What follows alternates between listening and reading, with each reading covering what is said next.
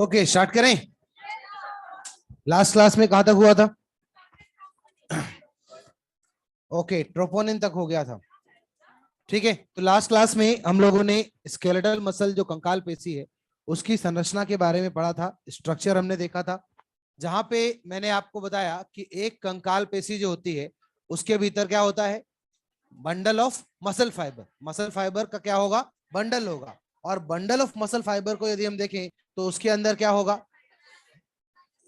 Muscle fibres. और muscle fibre के अंदर मायोफाइब्रिल, और मायोफाइब्रिल के अंदर मायोफिलामेंट। ये संरचना सबको आती है।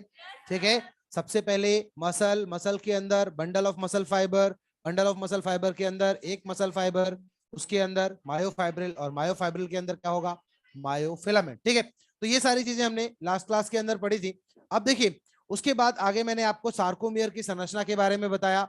दो जेड लाइन के बीच की दूरी को क्या कहेंगे? सार्कोमियर। सार्कोमियर ही संरचनात्मक और क्रियात्मक इकाई होती है क्या? ठीक है, उसके साथ साथ एक सार्कोमियर में कितने ए बैंड होंगे? एक ए बैंड। कितने आई बैंड हैं? दो आधे आई बैंड होंगे।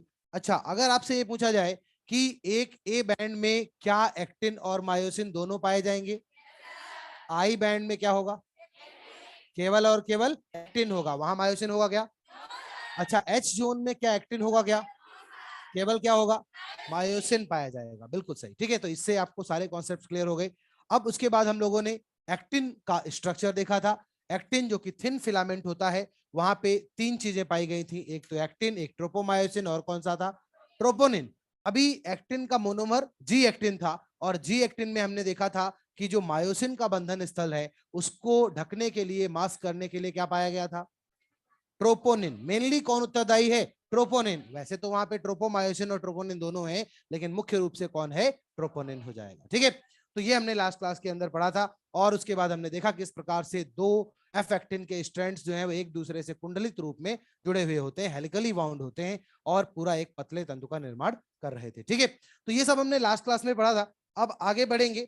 ये नहीं बताया था आपको? अच्छा, एफ एक्टिन का स्ट्रक्चर अभी नहीं कराया। ठीक है, ठीक है। देखिए, लास्ट क्लास में हमने जी एक्टिन तक कर लिया था। अब आगे क्या करेंगे? बहुत सारे जो जी एक्टिन है, इस प्रकार की संरचना मैंने लास्ट में आपको दिखा दी थी। ऐसे स्ट्रक्चर्स को हमने क्या कहा था? G actin. ठीक है, अब ऐसे जो बहुत सारे जी एक्टिन्स होते हैं, ये सभी जी एक्टिन्स आपस में मिलके किसका निर्माण करेंगे? एफ एक्टिन का। किसका निर्माण करेंगे? एफ एक्टिन का। अब देखो क्या होगा, ये एक जी एक्टिन है, ऐसे ही बहुत सारे जी एक्टिन है, ये सब जी एक्टिन है, ये जी एक्टिन है। अब बहुत सारे ये जो जी एक्टिन है, ये सब आपस में जुड़ जाया करते हैं एक प्रोटीन की सहायता से, जिसे हम कहते हैं नेबुलिन प्रोटीन। क्या बोलेंगे? नेबुलिन प्रोटीन। नेबुलिन प्रोटीन की सहायता से बहुत सारे जी एक्टिन आपस में जुड़ गए। जैसे बहुत सारे मोतियों से मिलकर एक माला का निर्माण होता है, बिल्कुल वैसे ही ऐसे गोल गोल बहुत सारे जी एक्टिन मिलकर क्या बनाते हैं? एक एफ एक्टिन। तो ये एक एफ एक्टिन हो गया। लेकिन यहाँ पे यदि हम देखें तो दो एफ एक्टिन के जो फिलामेंट्स हैं वो आपस में कुंडलित होते हैं इस प्रकार से। देखिए, ये दूसरा एफ एक्टिन मैं आपको दिखा रहा हूं, और ये दो एफ एक्टिन जो है वो आपस में इस प्रकार यहाँ पे उपस्थित होते हैं। तो ये एक पूरा दो एफ एक्टिन का स्ट्रैंड हमें नजर आ रहा है। और जैसा कि मैंने आपको बताया, हर एक जी एक्टिन के ऊपर क्या होगा? मायोसिन का बंधन स्थल होगा, बाइंडिंग साइट होगा। तो ये देखिए, हर जगह पे हम देख पा रहे हैं कि मायोसिन की क्या पाई जा रही है? बाइंडिंग साइट पाई जा रही है। तो ये हमने देखा, हर जगह पे मायोसिन बाइंडिंग साइट है। इस तरीके से यहाँ पे भी, यहाँ पे भी, यहाँ पे भी, हर एक जी एक्टिन के ऊपर क्या होगा? मायोसिन का बाइंडिंग साइट होगा। लेकिन यहाँ पे मैंने आपको बताया था कि विरामावस्था में जब हमें पेशी का संकुचन नहीं करना है, उस अवस्था में हमें इसको क्या करना पड़ेगा? ढक कर रखना पड़ेगा, मास्क करके रखना पड़ेगा। और इसको मास्क करने के लिए आप देखिए यहाँ पे क्या होगा? ट्रोपोमायोसिन पाई जाएगी, एक तंतुमय प्रोटीन है और ये यहाँ पे इस प्रकार से पाई जा रही है। ऐसे ही अगर हम देखें तो यहाँ पे भी क्या होगा, यहाँ पे भी ऐसे हम देख सकते हैं कि एक और ट्रोपोमायोसिन इस प्रकार यहाँ पे उपस्थित होती है। तो ये पूरी जो संरचना है वो यहाँ पे पाई गई, जिसमें हमने देखा कि ट्रोपोमायोसिन पाई जा रही है। ठीक है, नाउ ट्रोपोमायोसिन के साथ साथ यहाँ पे ट्रोपोनिन भी पाई जाएगी, और ये हो गई हमारे पास क्या, ट्रोपोनिन। लास्ट क्लास में मैंने आपको बताया था ट्रोपोनिन एक ट्राइमेरिक प्रोटीन है, तो ये हो गई हमारे पास क्या, ट्रोपोनिन। ठीक है, इस प्रकार यहाँ पे ट्रोपोनिन उपस्थित है, ये भी यहाँ पे ट्रोपोनिन उपस्थित है। एक खास बात ये देखिए कि जब हम ट्रोपोनिन की बात करते हैं तो प्रत्येक जी एक्टिन पे एक ट्रोपोनिन नहीं होती, बल्कि ट्रोपोनिन जो है एक नियत अंतराल पे पाई जाती है, एक रेगुलर इंटरवल पे यहाँ पे क्या होगी, उपस्थित होगी। यही बात एनसीईआरटी के अंदर दिखाई गई है। वहां पे आपको बताया गया कि ट्रोपोनिन जो होती है वो एक रेगुलर इंटरवल पे ट्रोपोमायोसिन के ऊपर स्थित होती है, हर एक जी एक्टिन पे एक ट्रोपोनिन नहीं होगा। ठीक है, अब लास्ट क्लास में मैंने आपको बताया था कि जैसे ही कैल्शियम आएगा और ट्रोपोनिन सी से जुड़ेगा, वो बाइंडिंग साइट क्या हो जाएगी, खुल जाएगी। तो वो हमने एक जगह पे देखा था। अब मान लो ये बहुलक की फॉर्म में अगर हम देखें तो यहाँ क्या होगा, जैसे ही कैल्शियम आएगा ये अपनी अपनी ट्रोपोनिन सी से जुड़ेगा, और जैसे ही ये जुड़ेगा ये स्ट्रक्चर ऐसा फ्लिप हो जाएगा। देखो कैसे फ्लिप होगा, इसको समझिए। ये जो नीले वाला यहाँ पे स्ट्रक्चर आपको नजर आ रहा है, ये अंदर की ओर चला जाएगा। ये कहाँ चला जाएगा, अंदर की ओर चला जाएगा। और बाहर भी जो नीला वाला नजर आ रहा है वो कहाँ चला जाएगा, अंदर की ओर। तो जब ये दोनों अंदर की ओर आ जाएंगे तो बताओ सारे बंधन स्थल वापस मुक्त हो जाएंगे कि नहीं, खुल जाएंगे सारे के सारे। ठीक है, तो बस यही होगा, जैसे ही कैल्शियम आएगा तो ये फ्लिप हो जाएगा, मतलब ये नीला वाला ये अंदर आ जाएगा और इधर भी ये नीला वाला अंदर आ जाएगा, जिसकी वजह से सारे के सारे जो बंधन स्थल हैं वो मुक्त हो जाएंगे। मतलब एक्टिन जो कि पहले निष्क्रिय अवस्था में पड़ा हुआ था, ये क्या है, निष्क्रिय अवस्था, इनएक्टिव फॉर्म है। और जैसे ही कैल्शियम आया ये इधर अंदर और ये अंदर, सारी की सारी बाइंडिंग साइट्स ओपन हो गई, और अब ये एक्टिन क्या हो गया, एक्टिव हो गया, सक्रिय अवस्था में आ गया। बात समझ में आई। तो इसीलिए अगर आपको ये पूछा जाए कि कैल्शियम की जरूरत पेशी संकुचन में कहां होती है, तो आंसर क्या होगा कि जो एक्टिवेट करने में, एक्टिन को एक्टिवेट करने में हमें किसकी जरूरत होती है, कैल्शियम की। यूं कहें कि मायोसिन की बाइंडिंग साइट को ओपन करने के लिए हमें किसकी जरूरत है, कैल्शियम की जरूरत होती है। ठीक है, तो ये हमें पढ़ना था यहाँ पे। इसको बंद कर देना गेट को। अब देखिए ये हमें यहाँ पे पढ़ना था इसके बारे में, ये हमने डिस्कस किया थिन फिलामेंट के बारे में। अब इसके बाद आगे अगर हम देखें तो थिक फिलामेंट या मोटे तंतु के बारे में समझेंगे। तो आगे यहाँ पे थिक फिलामेंट, और थिक फिलामेंट जैसा कि मैंने आपको बताया था मोटे तंतु होते हैं, और ये किसके बने हुए थे, ये बना किसका था, मायोसिन का। किसका बना था, मायोसिन का। और मायोसिन भी एक्टिन की तरह एक तरीके का पॉलीमर होता है, एक बहुलक होता है, और जो बहुलक है तो उसका एकलक भी होगा। तो यहाँ पे जो मायोसिन है वो बना होता है किससे, मीरोमायोसिन से। किससे बनता है, मीरोमायोसिन से। मीरोमायोसिन इसका मोनोमर होता है, ये इसका मोनोमर है, और इससे बना है क्या, यहाँ पे मायोसिन। बहुत सारे मीरोमायोसिन आपस में मिलकर क्या बनाते हैं, मायोसिन बनाते हैं। अब अगर हम इस मोनोमर की बात करें तो ये भी दो प्रकार का होता है इसके मॉलिक्यूलर वेट के आधार पे। यहाँ पे एक होता है लाइट मीरोमायोसिन, और एक क्या हो जाएगा, हैवी मीरोमायोसिन। ठीक है, LMM और HMM, दो प्रकार का क्या हो जाएगा हमारे पास, मीरोमायोसिन। एक है लाइट मीरोमायोसिन और एक क्या हो जाएगा, हैवी मीरोमायोसिन। अब समझिए आगे क्या होगा। यहाँ पे यदि हम डायग्राम को देखें तो एनसीईआरटी के अंदर कुछ इस तरीके से आपको चित्र दिखाया गया। ये हमारे पास मान लीजिए एक मीरोमायोसिन है, इस प्रकार से ये एक मीरोमायोसिन है। ठीक है, ऐसे ही अगर हम देखें तो एक और इस तरीके से हम देख सकते हैं, ये हमारे पास मीरोमायोसिन है। अब अगर हम इसको ऐसे देखते हैं तो यहाँ पे हम पाएंगे कि ये जो मीरोमायोसिन है इसमें ये वाला हिस्सा जो है ये इसकी पूंछ हो गई, इसका टेल हो गया। और टेल जो होता है वो किसका बना होता है, लाइट मीरोमायोसिन का। किसका बना होता है, लाइट मीरोमायोसिन का बना होगा। और इसके बाद आगे देखिए ये यहाँ पे इसकी छोटी भुजा होती है। कुछ हिस्सा जो आपको हल्का सा ऊपर की ओर उठा हुआ नजर आ रहा है, इसी को हमने क्या बोला, शॉर्ट आर्म या छोटी भुजा। ठीक है, तो ये हो गया शॉर्ट आर्म या छोटी भुजा हो गई। और आगे ये जो हिस्सा आपको नजर आ रहा है गोल गोल, ये क्या हो गया, शीर्ष हो गया, हेड हो गया। तो ये यहाँ पे हेड है और ये छोटी भुजा है, और ये हेड और छोटी भुजा ये दोनों मिलके क्या करते हैं, ये हेड और शॉर्ट आर्म ये मिलके क्रॉस भुजा या क्रॉस आर्म का फॉर्मेशन करते हैं। तो ये बन गई क्रॉस आर्म। ठीक है, नाउ ये जो क्रॉस आर्म है ये पूरी की पूरी क्रॉस आर्म किसकी बनी हुई है, हैवी मीरोमायोसिन की। इसका मतलब चाहे आपको शॉर्ट आर्म पूछा जाए या हेड पूछा जाए, दोनों किसका बना होगा, हैवी मीरोमायोसिन का। किसका बना होगा, हैवी मीरोमायोसिन का। ठीक है, तो ये स्ट्रक्चर है। अब देखिए यहाँ पे जो इसका हेड होता है, इसको अगर हम ध्यान से देखें तो इस हेड पे दो प्रकार के बंधन स्थल पाए जाते हैं। एक तो यहाँ पे एक्टिन का बाइंडिंग साइट पाया जाएगा, मैंने आपको बताया भी था, मायोसिन के ऊपर एक्टिन का बाइंडिंग साइट और एक्टिन के ऊपर क्या था, मायोसिन का बाइंडिंग साइट होगा। तो ये यहाँ पे हमारे पास जो संरचना दिख रही है, ये हो गया एक्टिन बाइंडिंग साइट। एक्टिन का बाइंडिंग साइट है, जहां से एक्टिन से ये जुड़ेगा वो जगह है ये। और उसके साथ साथ दूसरा अगर हम देखें तो यहाँ पे एक और बंधन स्थल पाया जाता है, लेकिन ये किसके लिए है, एटीपी के लिए। किसके लिए है, एटीपी के लिए। तो ये हो जाएगा एटीपी बाइंडिंग साइट। तो यहाँ पे हमने देखा एटीपी बाइंडिंग साइट है और एक्टिन बाइंडिंग साइट है। इस प्रकार से ये इसका गोलाकार हेड जो है वो पाया जाता है।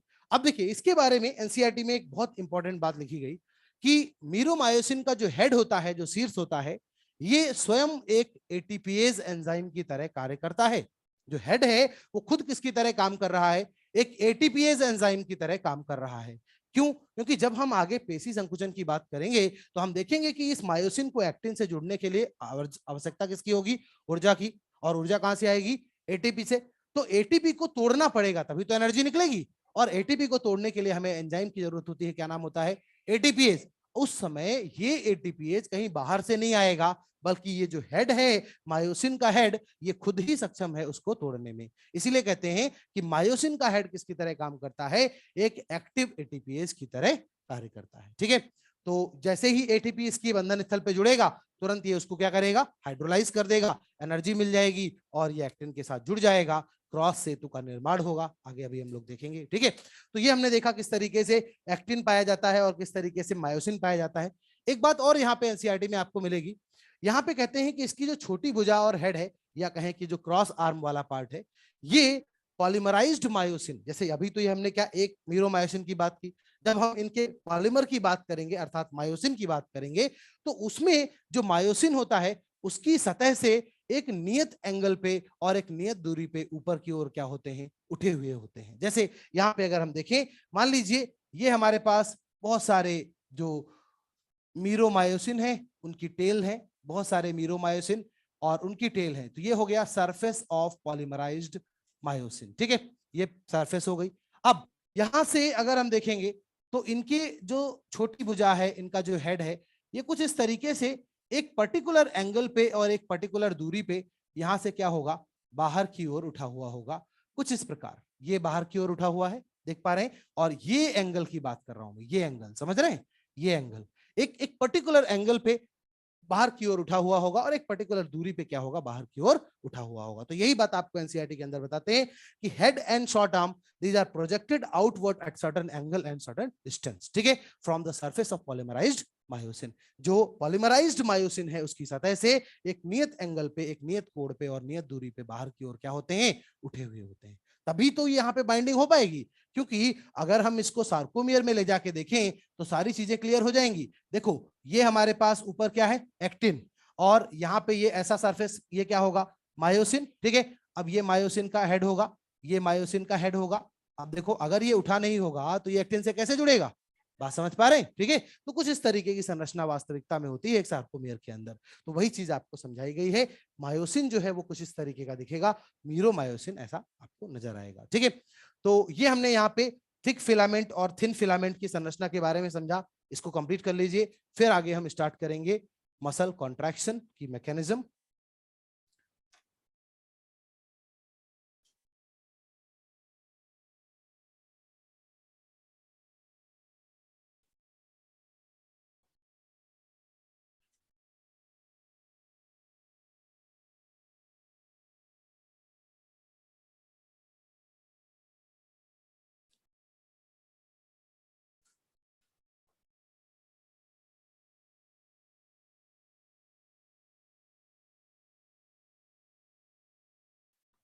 किसी भी चीज की अगर हिंदी समझ में नहीं आए तो पूछ लेना, वैसे तो मैं सभी की हिंदी बता रहा हूँ, फिर भी अगर आपको लगे किसी भी चीज की हिंदी बतानी तो पूछ लेना।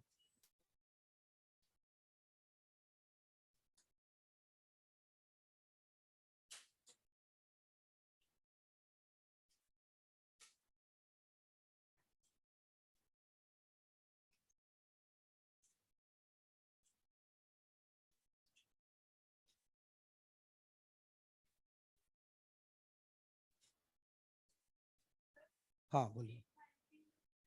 हाँ हाँ हाँ मैं बताता हूँ। देखिए एक और पॉइंट आपको मॉड्यूल के अंदर मिलता है कि एक जो मायोसिन है वो 6 एक्टिन से सराउंडेड होता है और एक एक्टिन 3 मायोसिन से सराउंडेड होता है।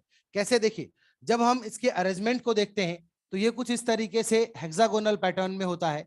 यहाँ पे ऐसा ये एक षटकोण बनता है और बीच में हमारे पास ये क्या है? मायोसिन। इसके जितने भी ये किनारे हैं सब जगह पे क्या पाया जाएगा? एक्टिन। तो अगर हम इस तरीके से देखें तो मान लीजिए जो किनारे हैं वो क्या हो गए? एक्टिन।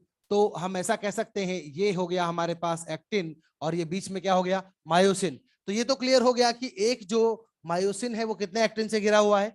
6 एक्टिन से घिरा हुआ है। अब अगर इसी को हम और ज्यादा यहाँ पे डिटेल में देखेंगे तो हम ऐसे समझ सकते हैं, यहाँ पे देखिए ये हमारे पास और बड़े स्ट्रक्चर की फॉर्म में अगर हम इसको देखें तो सारी चीजें क्लियर हो जाएंगी। ये हमारे पास इस तरीके से है, ये यहाँ पे है, ऐसा सब जगह पे ऐसा पाया जाएगा। हर कॉर्नर पे आपको क्या मिलेगा? एक्टिन। हर जगह पे ये क्या हो गया? एक्टिन। ये हो गया हमारे पास एक्टिन और ये बीच में यहाँ पे क्या हो गया? मायोसिन। ये हो गया मायोसिन। अब आप देखिए अगर ये तीनों मायोसिन को मैं मिला दूं तो आपको बहुत क्लियरली समझ में आ जाएगा कि ये बीच वाला जो एक एक्टिन है ये कितने मायोसिन से घिरा हुआ है? 3 मायोसिन से। किससे घिरा हुआ है? 3 मायोसिन से। तो यही चीज आपको यहाँ समझनी है कि एक जो एक्टिन होता है वो 3 मायोसिन से घिरा होता है और एक मायोसिन जो होता है वो 6 एक्टिन से घिरा होता है। अब ये तो मैंने चित्र बना के यहाँ समझा दिया, वास्तविकता में कैसे होता है वो भी हम देख सकते हैं। जैसे मान लो कि ऐसे मैंने आपको बताया था कि एक पेशी के अंदर, एक मसल सेल के अंदर बहुत सारे क्या होते हैं? मायोफाइब्रिल्स होते हैं और उन मायोफाइब्रिल्स में बहुत सारे क्या होंगे? मायोफिलामेंट होंगे। तो ये एक्टिन और मायोसिन क्या है? मायोफिलामेंट, पेशी तंतुक होते हैं। तो ये यहाँ पे जो मायोफिलामेंट्स होते हैं ये क्या करेंगे कि जैसे मान लो बीच में एक, मान लो ये ग्रीन वाला जो है ये क्या हो गया हमारे पास? मायोसिन। तो इसके चारों तरफ मैंने 6 क्या रख दिए? एक्टिन। मान लो आपके पास लकड़ियां हैं और आपको गट्ठर बनाना है तो ऐसे बनाएंगे कि बीच में एक हमने क्या रख दिया? मायोसिन और उसके चारों ओर 6 रॉड किसकी लगा दी? एक्टिन की। फिर उसी तरीके से एक और बनाया, एक और बनाया, एक और बनाया। तो ऐसे पूरा आपको क्या बनाना पड़ेगा? स्ट्रक्चर। ठीक है। तो इस प्रकार ये प्रेजेंट होते हैं कि जो एक मायोसिन है उसके चारों ओर क्या होते हैं? 6 एक्टिन उपस्थित होते हैं। ठीक है।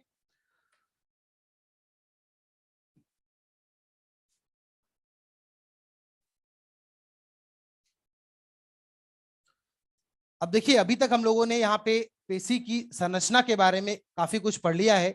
सभी हमने पेशी तंतु की संरचना को देख लिया, पेशी तंतुक मायोफाइब्रिल की संरचना को देखा और उसके अंदर पाए जाने वाले मायोफिलामेंट्स की संरचना को भी देख लिया।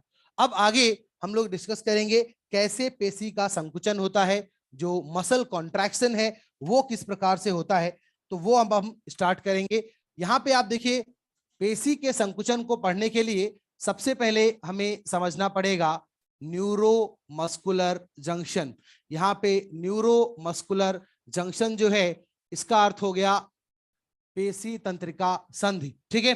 तो ये है पेशी तंत्रिका संधि या न्यूरोमस्कुलर जंक्शन और इसी न्यूरोमस्कुलर जंक्शन को, इसी पेशी तंत्रिका संधि को हम लोग एक और नाम देते हैं और ये होता है मोटर एंड प्लेट। क्या कहेंगे? Motor end plate. ठीक है। तो ये मोटर एंड प्लेट है या न्यूरोमस्कुलर जंक्शन है। सबसे पहले यहीं से हम पेशी संकुचन की शुरुआत करते हैं। क्यों? क्योंकि हमें पता है कि अगर पेशी को संकुचित करना है तो सबसे पहले हमें एक्टिन को सक्रिय करना होगा। ठीक है। एक्टिन नॉर्मली विरामावस्था में कैसा रहता है? निष्क्रिय अवस्था में उसकी सभी बाइंडिंग साइट्स जो होती हैं वो ढकी हुई रहती हैं। ठीक है। अगर हमें उसको सक्रिय करना है तो बोलो हमें किसकी जरूरत होगी? कैल्शियम की। किसकी जरूरत होगी? कैल्शियम की। जब कैल्शियम आएगा तभी तो वो बाइंडिंग साइट खुलेगी, तभी तो एक्टिन सक्रिय होगा और जब एक्टिन सक्रिय होगा तभी हम पेशी संकुचन की बात कर पाएंगे। इसलिए सबसे पहले हमको क्या करना है? एक्टिवेट करना है किसको? एक्टिन को। ठीक है। और उसके लिए हमें क्या चाहिए? कैल्शियम। वो कैल्शियम कैसे निकलेगा वो आपको बताया जाएगा न्यूरोमस्कुलर जंक्शन के द्वारा। तो देखिए यहाँ क्या होने वाला है, न्यूरोमस्कुलर जंक्शन तंत्रिका पेशीय संधि, नाम से ही समझ में आ रहा है एक तरफ तो यहाँ पे क्या होगी? तंत्रिका और दूसरी तरफ क्या हो जाएगी? पेशी हो जाएगी। तो ये हमारे पास पेशी हो गई और ये है बेसिकली एक तरीके का मसल सेल या मसल फाइबर, पेशी तंतु है। और ये हमारे पास क्या हो गया? एक चालक तंत्रिका हो गई या एक मोटर न्यूरॉन यहाँ पे प्रेजेंट है। तो ये एक मोटर न्यूरॉन है, एक चालक तंत्रिका है और ये हमारे पास यहाँ पे एक मसल फाइबर है, पेशी तंतु उपस्थित है। अब देखिए ये मोटर न्यूरॉन है, ये मसल फाइबर है, इन दोनों के बीच की जो संधि है इसी को हम क्या कहेंगे, न्यूरोमस्कुलर जंक्शन। क्या कहेंगे, न्यूरोमस्कुलर जंक्शन। तो केवल ये जंक्शन वाला जो पॉइंट है इसी को हम न्यूरोमस्कुलर जंक्शन कह रहे हैं। जैसे कि आप लोगों ने जब पढ़ा होगा नर्व इंपल्स ट्रांसमिशन, तो उसके अंदर आप पढ़ते हैं कि सिनेप्स होते हैं। सिनेप्स पढ़े आपने, है ना?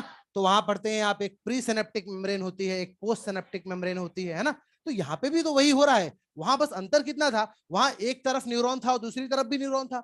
यहाँ क्या हो रहा है, एक तरफ न्यूरॉन, दूसरी तरफ क्या ले लिया, मसल ले लिया। बस इतना ही डिफरेंस है, ठीक है? तो ये हो गई इसकी प्री सिनेप्टिक मेम्ब्रेन, और ये इस पेशी की जो सार्कोलेमा है ये क्या हो गई, पोस्ट सिनेप्टिक मेम्ब्रेन। क्या हो गई, पोस्ट सिनेप्टिक मेम्ब्रेन। तो देखिए ये पेशी का यहाँ पे इसकी जो सार्कोलेमा हो गई, दिस इज सार्कोलेमा। अब देखिए ये सार्कोलेमा है और ये है मसल फाइबर। अब हमको पता है कि प्रत्येक पेशी तंतु के भीतर बहुत सारे क्या पाए जाते हैं, पेशी तंतुक या मायोफाइब्रिल्स पाए जाते हैं, ठीक है? तो ये एक पेशी तंतु है, उसके अंदर बहुत सारे क्या होंगे, मायोफाइब्रिल्स पाए जाएंगे। और अब आप देखिए अगर कोई मसल है तो उसके अंदर क्या होंगे, उसके अंदर सार्कोप्लाज्म पाया जाएगा, और भी जो यहाँ पे हम कह सकते हैं कोशिकांग हैं वो भी उपस्थित होंगे। तो उनमें से एक कोशिकांग में यहाँ पे आपको दिखा रहा हूं, और ये है एंडोप्लाज्मिक रेटिकुलम, और इसी को यहाँ क्या कहेंगे, सार्कोप्लाज्मिक रेटिकुलम। क्या कहेंगे, सार्कोप्लाज्मिक रेटिकुलम। तो एसआर का मतलब क्या हो गया, सार्कोप्लाज्मिक रेटिकुलम, ठीक है? अब मैं केवल सार्कोप्लाज्मिक रेटिकुलम की बात इसलिए कर रहा हूं क्योंकि यही है वो जिसके पास क्या भरा हुआ है, कैल्शियम। सार्कोप्लाज्मिक रेटिकुलम कैल्शियम के भंडार गृह के रूप में कार्य करता है। This is acting as a store house of calcium, ठीक है? इसके अंदर क्या होगा, ढेर सारा कैल्शियम जो है वो भरा हुआ रहेगा। अब देखिए इस कैल्शियम को यहां से बाहर निकालना है, लेकिन ये बाहर निकल नहीं रहा। क्यों? क्योंकि यहाँ पे एल टिब्यूल चैनल्स पाए जाते हैं। क्या पाए जाते हैं, एल टिब्यूल चैनल्स पाए जाते हैं। अब ये एल टिब्यूल चैनल जब खुलेंगे तभी ये क्या होगा, यहां से बाहर निकलेगा। लेकिन ये तब खुलेंगे जब इनको एक स्टिमुलस मिलेगा, एक उद्दीपन मिलेगा। उद्दीपन किस अवस्था में, वोल्टेज की अवस्था में, विभव की अवस्था में। जब इसको उद्दीपन मिलेगा तब ये क्या होगा, खुलेगा। अब वो कहां से आएगा, देखिए यहाँ पे सार्कोलेमा जो है वो भीतर की ओर ऐसे आ जाती है और ये एक इन्वेजिनेशन बनाती है, और इससे हम लोग कहते हैं ट्रांसवर्स टिब्यूल या टी टिब्यूल। क्या बोलेंगे, टी टिब्यूल। ये हो गया क्या, टी टिब्यूल, ठीक है? अब देखो पूरी कहानी को समझिए, ये तो पेशी हो गई। ऊपर हमारे पास एक चालक तंत्रिका है। अब क्या होता है कि मान लो पूरे एकदम लाइक इसको बेसिक पार्ट से समझते हैं कि मान लो ये पेन यहाँ रखा हुआ है और मैंने सोचा कि ये पेन मुझे उठाना है, तो क्या होगा, जैसे ही मस्तिष्क में इस बात का विश्लेषण किया गया कि मुझे पेन उठाना चाहिए या नहीं उठाना चाहिए, ब्रेन ने एक डिसीजन लिया कि उठाना चाहिए, ठीक है? तो तुरंत क्या हुआ कि मेरे सीएनएस वाले पार्ट से एक मोटर तंत्रिका के द्वारा उस पेशी को मैसेज भेजा गया जो कि इसको उठाने में इन्वॉल्व होगी। बात समझ रहे हैं? मेरे सीएनएस के द्वारा जैसे ही एक मोटर तंत्रिका के द्वारा एक मैसेज भेजा गया उस पेशी को जो कि इसको उठाने में इन्वॉल्व है, ठीक है? तो वो मैसेज कौन लेके आएगा, मोटर तंत्रिका लेके आएगी, मोटर न्यूरॉन लेके आएगा। तो ये हमारे पास जो चालक तंत्रिका है, मोटर न्यूरॉन है, ये मैसेज लेके आएगा, और मैसेज ऊपर से आ रहा था, कंडक्शन होते होते होते तो नीचे आ गया। ये तंत्रिका का सबसे अंतिम भाग है जिसको आप टीलोडेंड्रिया कहते हैं, या यहाँ पे सिनेप्टिक नॉब कह सकते हैं। तो ये वो भाग है जहां पे हम देखेंगे बहुत सारे क्या होंगे, सिनेप्टिक वेसिकल्स पाए जाएंगे। ये सब पता है ना आपको, ठीक है? तो यहाँ पे सिनेप्टिक वेसिकल्स पाए जाएंगे, और इन सिनेप्टिक वेसिकल्स के अंदर बहुत सारे तंत्रिका संचारी या न्यूरोट्रांसमीटर्स यहाँ पे क्या होंगे, भरे हुए होंगे, ठीक है? और इस बार यहाँ पे हम जिस न्यूरोट्रांसमीटर की बात कर रहे हैं वो कौन सा है, एसिटाइल खोलिन। कौन सा है, एसिटाइल खोलिन। अब क्या होगा, ऊपर से जब विभव आया, जो इंपल्स है वो जब ऊपर से आ रहा था, तो उसकी वजह से जो बाह्य कोशिकीय द्रव्य में कैल्शियम उपस्थित था, वो कैल्शियम कहाँ जाएगा, अंदर की ओर आ जाएगा। और जैसे ही ये कैल्शियम अंदर आएगा, ये इस सिनेप्टिक वेसिकल को धक्का मारेगा और ये क्या हो जाएगा, रप्चर हो जाएगा। मतलब इसकी एक्सोसाइटोसिस होगी, ये यहाँ पे रप्चर हो जाएगा, और जैसे ही ये रप्चर हो जाएगा, इसके भीतर उपस्थित तंत्रिका संचारी जो एसिटाइल कोलिन था वो यहाँ से क्या हो जाएगा, बाहर निकल आएगा, ठीक है? तो एसिटाइल कोलिन बाहर निकल आया, और इन दोनों के बीच की ये जो जगह है इसको क्या कहेंगे, बोलो क्या बोलेंगे, सिनेप्टिक क्लेफ्ट। क्या बोलेंगे, सिनेप्टिक क्लेफ्ट। यही तो पढ़ा है आपने, सिनेप्स में बीच में जो गैप होता है उसे क्या कहा जाता है, सिनेप्टिक क्लेफ्ट। तो ये है सिनेप्टिक क्लेफ्ट, और यहां आ गया। अब देखिए सार्कोलेमा के ऊपर या पोस्ट सिनेप्टिक मेम्ब्रेन के ऊपर रिसेप्टर पाया जाएगा, ग्राही पाया जाएगा, किसके लिए, एसिटाइल कोलिन के लिए, ठीक है? जैसे ही ऊपर से निकला हुआ एसिटाइल कोलिन अपने ग्राही से जुड़ेगा, तुरंत एक डीपोलराइजेशन जो है वो यहाँ हो जाएगा, अर्थात सार्कोलेमा का विध्रुवीकरण यहाँ पे हो जाएगा। ठीक है, मतलब जो मैसेज ऊपर से आया था, बोलो अब वो मसल को मिल गया कि नहीं मिल गया? यही तो यहाँ पे काम हो रहा था। जो मैसेज ऊपर से ये चालक तंत्रिका लेके आई थी, वो अब किसको दे दिया गया? सार्कोलेमा को दे दिया गया। अब जैसे ही ये विध्रुवीकरण हुआ, ये जो इंपल्स है ये इस टी ट्यूब्यूल के द्वारा इस कोशिका के अंदर की ओर तक चला जाएगा, इसके भीतर सार्कोप्लाज्म तक पहुंच जाएगा। और जैसे ही ये विध्रुवीकरण यहाँ पहुंचेगा, एल ट्यूब्यूल चैनल्स क्या हो जाएंगे? खुल जाएंगे, क्योंकि यहाँ पे इनको एक उद्दीपन मिल गया, एक स्टिमुलस मिल गया, और जैसे ही इनको स्टिमुलस मिला, ये यहाँ से निकल गए, खुल गया। और जैसे ही ये खुलेगा तो बोलो कैल्शियम बाहर निकल आएगा कि नहीं निकल आएगा? यहां तक बात समझ में आ गई? ठीक है, कैल्शियम यहां से क्या हो गया? बाहर निकल आया। बाहर कहां निकल के आया? सार्कोप्लाज्म में। कहां निकल के आया? सार्कोप्लाज्म में निकल के आया। ये जो संरचना है ये यहाँ पे क्या है? सार्कोप्लाज्म। तो यहाँ पे हमने देखा कि कैसे कैल्शियम निकलकर सार्कोप्लाज्म में आता है। वापस समझिए, पूरी प्रोसेस को वापस समझिए। सबसे पहले मैंने आपको बोला, जैसे ही मैंने सोचा कि मुझे मसल को कॉन्ट्रैक्ट करना है, एक चालक तंत्रिका के द्वारा मैसेज आया। जैसे ही वो मैसेज इसके एंड वाले पार्ट पे पहुंचा, कैल्शियम अंदर आया, एस्टाइल कोलिन यहां से बाहर निकला, एस्टाइल कोलिन अपने रिसेप्टर से जुड़ेगा और सार्कोलेमा का क्या हो जाएगा? विध्रुवीकरण हो जाएगा। जैसे ही यहाँ पे इसका विध्रुवीकरण होगा, टी ट्यूब्यूल से ये इंपल्स नीचे आएगा और उसकी वजह से एल ट्यूब्यूल का चैनल क्या हो जाएगा? खुल जाएगा। जब एल ट्यूब्यूल का चैनल खुलेगा तो कैल्शियम यहाँ से निकलकर बाहर आ जाएगा। बस यहीं तक समझना था। हो गया क्लियर? ये ठीक है। तो ये हमने देखा मोटर एंड प्लेट या न्यूरोमस्कुलर जंक्शन किस प्रकार कार्य करता है। यहाँ पे एक और शब्द यूज करते हैं, एक होता है मोटर इकाई या मोटर यूनिट, कई बार लिखते हैं। तो मोटर यूनिट या मोटर इकाई क्या होता है उसको समझ लीजिए। पूरा का पूरा मोटर न्यूरॉन, ठीक है, पूरा का पूरा अगर हम मोटर न्यूरॉन ले लें और साथ में पूरी की पूरी मसल फाइबर की बात करें, तो ये क्या कहलाएगा? मोटर इकाई कहलाएगा या मोटर यूनिट कहलाएगा। यहाँ पे अभी हमने जो बात की ऊपर, वो केवल इन दोनों के जंक्शन की बात थी। डिफरेंस क्या है न्यूरोमस्कुलर जंक्शन और मोटर यूनिट में? डिफरेंस क्या है? देखिए, अगर हम केवल इस भाग की बात कर रहे हैं, दोनों जहां पे मिल रहे हैं, उस जंक्शन, उस संधि वाले स्थल की बात करें, तो उसको हम क्या कहेंगे? न्यूरोमस्कुलर जंक्शन या मोटर एंड प्लेट कहेंगे। लेकिन अगर मैं इस पूरे न्यूरॉन और इस पूरे मसल फाइबर की बात करूं, तो उसे हम क्या कहेंगे? मोटर इकाई। बात समझ में आ गई? ठीक है। तो क्या ऐसा कह सकते हैं कि मोटर यूनिट का ही पार्ट मोटर एंड प्लेट है? कह सकते हैं ना, मोटर यूनिट का ही पार्ट क्या हो जाएगा? मोटर एंड प्लेट हो जाएगा। तो दोनों में कोई कंफ्यूजन तो नहीं होगा।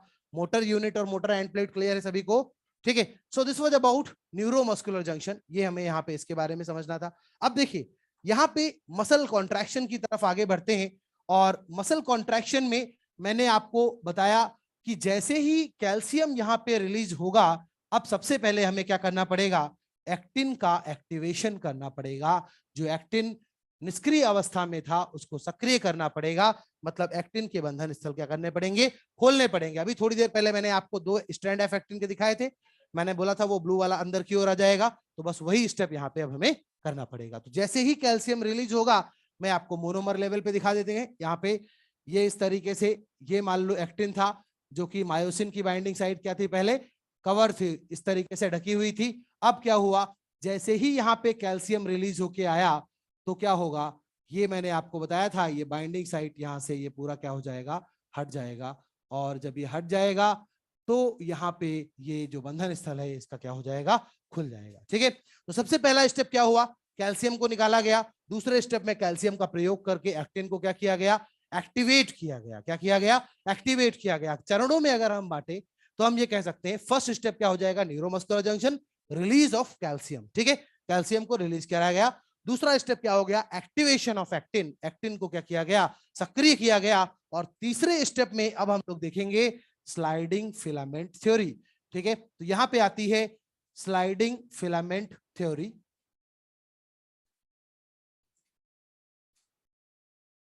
और ये यहां पे जो स्लाइडिंग फिलामेंट थ्योरी है, ये हॉक्सले और हॉक्सले नाम के साइंटिस्ट थे, उन्होंने दिया। हॉक्सले एंड हॉक्सले, ये दो लोगों ने इसका स्लाइडिंग फिलामेंट थ्योरी दिया। सर्पी विसर्पी सिद्धांत शायद इसको बोलते हैं।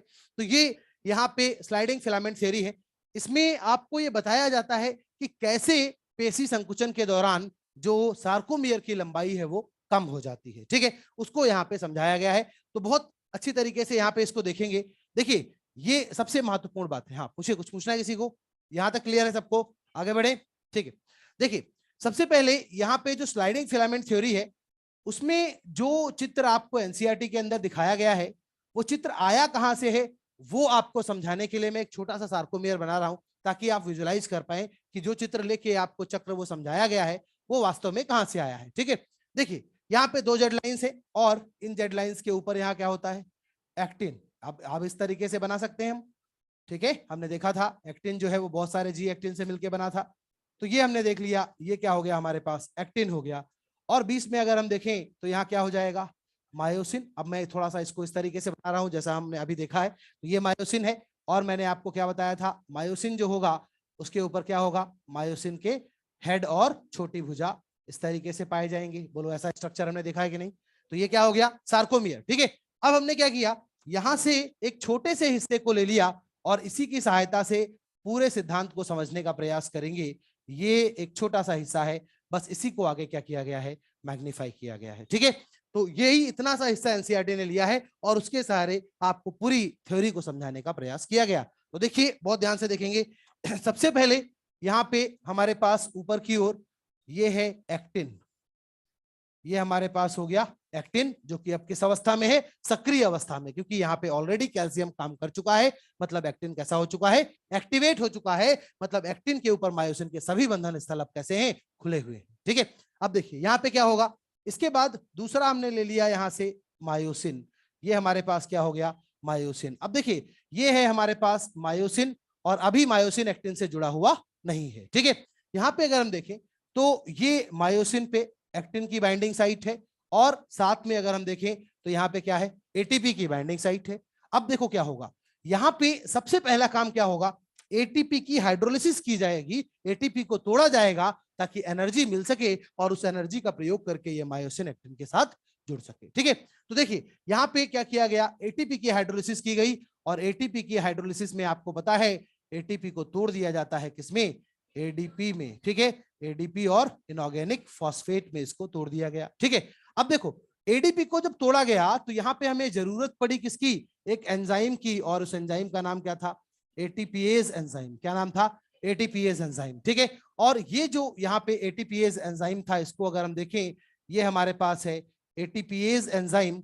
अब ये एटीपीएज एंजाइम क्या कहीं बाहर से आएगा क्या, बोलो, नहीं, ये जो मायोसिन का हेड है ये खुद ही किसकी तरह काम करेगा, एक एटीपीएज एंजाइम की तरह काम करेगा। अब यहाँ पे एक और चीज बहुत इंपॉर्टेंट है, इस एटीपीएज एंजाइम की क्रियाविधि को बढ़ाने के लिए यहाँ पे हमें जरूरत होती है एक आयन की, और वो आयन कौन सा है, मैग्नीशियम आयन। कौन सा, मैग्नीशियम आयन। क्वेश्चन यहां से पूछते हैं पेशी संकुचन में किन दो आयंस की आवश्यकता होती है, एक हो गया क्या, कैल्शियम, और दूसरा क्या हो गया, मैग्नीशियम। मैग्नीशियम की जरूरत कहां है, to enhance the activity of ATPs. ठीक है, एटीपीएस की एक्टिविटी को बढ़ाने के लिए यहां हमें किसकी जरूरत है, मैग्नीशियम की। जैसे आपने पढ़ा होगा एंजाइम में कार्बोनिक एनहाइड्रेस एंजाइम की एक्टिविटी को बढ़ाने के लिए जिंक की आवश्यकता होती है, पढ़ाया आपने। बिल्कुल वैसे ही यहाँ पे एटीपीएस की एक्टिविटी को बढ़ाने के लिए किसकी आवश्यकता है, एटीपीएस की, मैग्नीशियम की आवश्यकता है। ठीक है, तो यहाँ पे सबसे पहले क्या हुआ, एटीपी को हाइड्रोलाइज किया गया, एटीपी को हाइड्रोलाइसिस करने से एडीपी और पीआई बने, साथ में यहाँ पे एनर्जी मिली, और उस एनर्जी का प्रयोग करके अगले चरण में हम देखेंगे यहाँ पे क्या होगा, क्रॉस भुजा का निर्माण हो जाएगा। ठीक है, क्रॉस ब्रिज का निर्माण हो जाएगा। तो देखिए जैसे ही यहाँ पे एटीपी को हाइड्रोलाइज हुआ, एनर्जी मिली, तुरंत हमने देखा ये मायोसिन जो है वो एक्टिन के साथ मिलके क्या करेगा, बॉन्ड बना लेगा। इस तरीके से यहाँ पे ये बाइंडिंग हो जाएगी, और इसमें हमने देखा ये जो मायोसिन का हेड है और जो एक्टिन है उनके बीच में क्या हो चुका है, बॉन्ड बन चुके हैं। मतलब यहाँ पे हम देख सकते हैं क्या हो गया है, क्रॉस ब्रिज का फॉर्मेशन हो चुका है। जो क्रॉस ब्रिज है, क्रॉस सेतु है, इसका निर्माण हो चुका है, क्रॉस ब्रिज फॉर्मेशन यहाँ पे हो चुका है, क्रॉस सेतु का निर्माण हो गया। ठीक है, अब होगा क्या, जो एटीपी की बाइंडिंग साइट थी उस साइट पे क्या जुड़ा हुआ है, एडीपी और पीआई। ठीक है, फॉस्फेट और एडीपी जुड़ा है, क्योंकि एटीपी के टूटने से क्या बन गया था, फॉस्फेट और एडीपी बन गया था। ऐसे ही यहाँ पे भी अगर हम देखेंगे तो इसके साथ क्या जुड़ा हुआ होगा, एक तो जुड़ा होगा एडीपी और दूसरा क्या जुड़ा होगा, फॉस्फेट जुड़ा होगा। तो एडीपी और फॉस्फेट यहाँ पे जुड़ा हुआ है। ठीक है, नाउ अब आगे अगर हम देखें तो अगले स्टेप में क्या होगा, ये सबसे क्रूशियल स्टेप है। यहाँ पे क्या होगा, ये हमारे पास एक्टिन था, ये हमारे पास एक्टिन था, और हमारे पास यहाँ पे क्या है, ये मायोसिन है। और ये जो मायोसिन का हेड है ये एक्टिन को भीतर की ओर खींचेगा। ये मायोसिन का हेड एक्टिन को भीतर की ओर खींचेगा। पहले जो स्ट्रेट जुड़ा हुआ था इसने अंदर की ओर खींचा। अब देखो पहले ऐसा है, अब क्या होगा, जैसे ही ये खींचेगा तो ये एक्टिन कहां चला जाएगा, आगे की ओर। कहां आ जाएगा, आगे की ओर आ जाएगा। और ये अभी यहाँ पे क्रॉस ब्रिज बना हुआ है, ये हमने देखा। तो ये जो स्टेप है इसे कहा जाता है स्लाइडिंग। क्या कहेंगे, स्लाइडिंग, या इसी को कहेंगे रोटेशन, या इसी को कह सकते हैं पावर स्ट्रोक। क्या कहेंगे, पावर स्ट्रोक। ठीक है, तो पावर स्ट्रोक भी कहा जा सकता है, रोटेशन भी कहा जा सकता है, या स्लाइडिंग भी इसको हम कह सकते हैं। अब इस स्टेप में हुआ क्या, इसको समझिए। इस स्टेप में क्या हुआ यहाँ पे उसको समझिए। सबसे पहले आप देखिए, मान लीजिए मैं क्या हूं, मायोसिन। ठीक है, और ये हमारे पास शॉर्ट आर्म हो गया, और ये हेड जो है पाम है, ये क्या हो गया, हेड हो गया, मायोसिन का हेड हो गया। ठीक है, अभी मैं इस जगह पे हूं, मतलब मायोसिन अपनी जगह पे है, और इधर क्या पड़ी हुई है, एक रस्सी पड़ी हुई है, और वो रस्सी क्या है, एक्टिन। क्या है, एक्टिन। समझ में आ गया। ठीक है, अब देखो स्टार्टिंग में ये इस तरीके से हैंड था, मतलब हेड यहाँ पे था और रस्सी अलग थी, दोनों अलग अलग थे। जैसे ही एटीपी का हाइड्रोलिसिस हुआ, मुझे एनर्जी मिली, मैंने रस्सी को क्या किया, पकड़ लिया। रस्सी को पकड़ लिया मतलब क्या बन गया, क्रॉस ब्रिज का फॉर्मेशन हो गया। क्या हुआ, क्रॉस ब्रिज का फॉर्मेशन हो गया। जैसे ही मैंने रस्सी को पकड़ा, क्रॉस ब्रिज का फॉर्मेशन हुआ, तुरंत मैंने एक्टिन को पकड़ के अंदर की ओर खींचा। ये जो रस्सी एक्टिन है उसको मैंने पकड़ के क्या किया, अंदर की ओर खींचा, और यही स्टेप क्या कहलाएगा, स्लाइडिंग रोटेशन या पावर स्ट्रोक। बात समझ में आई। ठीक है, इनिशियली वो अलग अलग थे, जैसे ही एटीपी की हाइड्रोलिसिस हुई, दूसरे स्टेप में क्या हुआ, क्रॉस ब्रिज का फॉर्मेशन हुआ, मतलब एक्टिन को हमने पकड़ लिया, फिर हमने क्या किया, उसको अंदर की ओर खींचा, और जब अंदर की ओर खींचा तो इसी स्टेप को क्या बोला, स्लाइडिंग रोटेशन या पावर स्ट्रोक। लेकिन हुआ क्या, ये जब मैंने झटके से इसको अंदर की ओर खींचा तो एक्टिन तो अंदर आ गया, लेकिन साथ में इसके दूसरे स्थल पे जहां पे एडीपी और पीआई जुड़े हुए थे, वो यहां से क्या हो गए, अलग हो गए। वो क्या हो गए, अलग हो गए। एक झटका लगा और ये क्या हो गए, अलग हो गए। ठीक है, तो एडीपी पीआई तो अलग हो गए, लेकिन साथ में एक और चीज हुई, जो एटीपी का बंधन स्थल है वो क्या हो गया, खाली हो गया, फ्री हो गया। ठीक है, जहां पहले एडीपी ने कब्जा कर रखा था वो क्या हो गया, खाली हो गया। और ये सब चल कहां रहा है, कोशिका के भीतर, और कोशिका में बहुत सारा एटीपी होता है। तो जैसे ही ये बाइंडिंग साइट खाली मिलेगी, दूसरा एटीपी आके इसके ऊपर कब्जा करेगा कि नहीं करेगा। ठीक है, तो यहाँ पे नेक्स्ट स्टेप में अगर हम देखें तो यहाँ क्या होगा, जैसे ही ये आपको खाली मिलेगा, तुरंत यहाँ पे हम देखेंगे कि एक नया जो यहाँ पे एटीपी का मॉलिक्यूल है वो आएगा, और इस बंधन स्थल के साथ क्या होगा, आके जुड़ जाएगा। लेकिन उससे भी क्या होगा, देखो ये एटीपी आके जुड़ गया इसके साथ। अब जब ये एटीपी आके इसके साथ जुड़ गया, तो इसने क्या किया, इसके पास वाली जो साइट थी, जो कि एक्टिन की साइट थी, उस साइट के ऊपर क्या किया, उसकी संरचना में परिवर्तन किया, जिसकी वजह से एक्टिन के साथ जो इसके बॉन्ड बने हुए थे वो क्या हो गए, टूट गए। ठीक है, यहाँ पे एक्टिन के बॉन्ड बने हुए थे, और जब ये एटीपी यहाँ जुड़ा तो उसके जुड़ने से इसके पास वाली साइड में कुछ ऐसा परिवर्तन हुआ जिसकी वजह से ये बॉन्ड क्या हो गए, टूट गए। मतलब हम क्या आप कह सकते हैं, क्रॉस ब्रिज टूट चुका है। जो क्रॉस ब्रिज का निर्माण यहाँ हुआ था वो क्रॉस ब्रिज अब क्या हो गया, टूट गया। या सरल शब्दों में कहें तो मायोसिन के हेड ने एक्टिन को अब छोड़ दिया। ठीक है, तो यहाँ पे ये वाला जो स्टेप है इसे हम कह सकते हैं ये है ब्रेकिंग ऑफ क्रॉस ब्रिज। क्या हो जाएगा, ब्रेकिंग ऑफ क्रॉस ब्रिज। तो ये हो गया breaking of cross bridge, cross bridge को तोड़ दिया गया। ठीक है, अब देखो क्या हुआ, क्रॉस ब्रिज को तोड़ दिया और फिर ये अगले स्टेप में चला जाएगा, ये नेक्स्ट साइकिल में चला जाएगा। यही एटीपी जो यहाँ पे जुड़ा हुआ है इसको तोड़ने के लिए, वही एटीपी आगे हाइड्रोलाइज होगा, फिर से एनर्जी मिलेगी, फिर एक्टिन को पकड़ेगा, फिर अंदर आएगा, फिर छोड़ेगा, यही बार बार चलता रहेगा। ठीक है, तो अगर आपको ये पूछा जाए इस पूरे फिलामेंट की थ्योरी के बेसिस पे कि क्या क्रॉस ब्रिज को बनाने के लिए और तोड़ने के लिए दोनों के लिए एटीपी की आवश्यकता है, समझ में आ रहा है। चाहे हमको क्रॉस ब्रिज बनाना हो तब भी हमें एटीपी की आवश्यकता है, और क्रॉस ब्रिज तोड़ना हो तब भी हमें किसकी आवश्यकता है, एटीपी की आवश्यकता है। ठीक है, वापस अपने एग्जांपल समझते हैं, पूरी तरीके से ये सारी चीजें समझ में आएंगी। सबसे पहले मैंने आपको बताया मैं हूं मायोसिन, इधर एक रस्सी है वो क्या है, एक्टिन है। ठीक है, सबसे पहले दोनों अलग अलग थे, फिर मैंने क्या किया, उसको पकड़ लिया। जैसे ही मुझे एनर्जी मिली मैंने उसको पकड़ लिया, क्रॉस ब्रिज का फॉर्मेशन हो गया। ठीक है, अब क्या हुआ, मैंने अगले स्टेप में उसको अंदर की ओर खींच लिया, इसे क्या बोला, स्लाइडिंग रोटेशन या पावर स्ट्रोक, अंदर की ओर खींच लिया। अब क्या हुआ, ध्यान से देखना। उसके बाद अब जैसे ही मैंने अंदर की ओर खींचा, फिर मैंने एक्टिन को छोड़ दिया, मतलब क्रॉस ब्रिज क्या हो गया, टूट गया। अब मैं आगे वापस गया और दूसरी जगह से एक्टिन को पकड़ा, फिर से अंदर खींचा, फिर छोड़ दिया, फिर आगे गया, अब फिर से दूसरी जगह से हमने एक्टिन को पकड़ा, फिर अंदर लाया और फिर छोड़ दिया। यही चीज बार बार होती रहेगी, ठीक है। तो बार बार जब हो रही है तो मुझे बताओ, जो मायोसिन का हेड है, क्या उसका बैक एंड फ्रॉथ मूवमेंट दिख रहा है आपको? पीछे गया आगे आया, पीछे गया आगे आया, ये हो रहा है क्या? यही बात एनसीईआरटी के अंदर लिखी गई है। बैक एंड फ्रॉथ मूवमेंट होता है, मतलब जो सीरीज है इसका जो हेड होता है वो आगे पीछे इस तरीके से क्या होता है, घूमता रहता है। और इस पूरे एनालिसिस के बेसिस पे ऑब्जर्व करके एक चीज और बताओ मुझे कि अगर हम पेशी संकुचन की बात कर रहे हैं तो पेशी संकुचन में कौन सा फिलामेंट किसके ऊपर स्लाइड हो रहा है? सभी लोग सोच के बताओ। एक्टिन मायोसिन पर स्लाइड हो रहा है। ये बात सबको समझ में आ गई क्या? पक्का सभी को आ गई? ठीक है, ये बहुत इंपॉर्टेंट क्वेश्चन है। क्वेश्चन पूछा जाता है in the sliding filament theory, कौन सा जो फिलामेंट है वो किसके ऊपर स्लाइड करता है? ऑप्शंस में बहुत सारे कंफ्यूजन करते हैं, दोनों एक दूसरे पे स्लाइड करते हैं, मायोसिन एक्टिन पे स्लाइड करता है, ऐसा कुछ नहीं। आप जब भी कभी ऐसा क्वेश्चन आए कंफ्यूज हो जाओ, इस एग्जांपल को याद कर लेना। मैं क्या हूं? मायोसिन। क्या मैं अपनी जगह से हिलाऊं क्या? मैं तो अपनी जगह पे फिक्स हूं ना। मूव कौन कर रहा है? वो रस्सी मूव कर रही है जो एक्टिन है, ठीक है। तो हमेशा याद रखिए मायोसिन अपनी जगह फिक्स रहता है, जो मूवमेंट है वो किसका हो रहा है? एक्टिन का। तो जब भी हम मसल कॉन्ट्रैक्शन की बात करेंगे तो हम क्या बोलेंगे? मायोसिन स्लाइड, एक्टिन स्लाइड करेगा किसके ऊपर? मायोसिन के ऊपर। क्लियर है ये? ठीक है। तो ये पूरी यहाँ पे स्लाइडिंग फिलामेंट थ्योरी है। अब कई बार बच्चे पूछते हैं कि सर यहाँ पे कितने एटीपी यूज होंगे, ठीक है।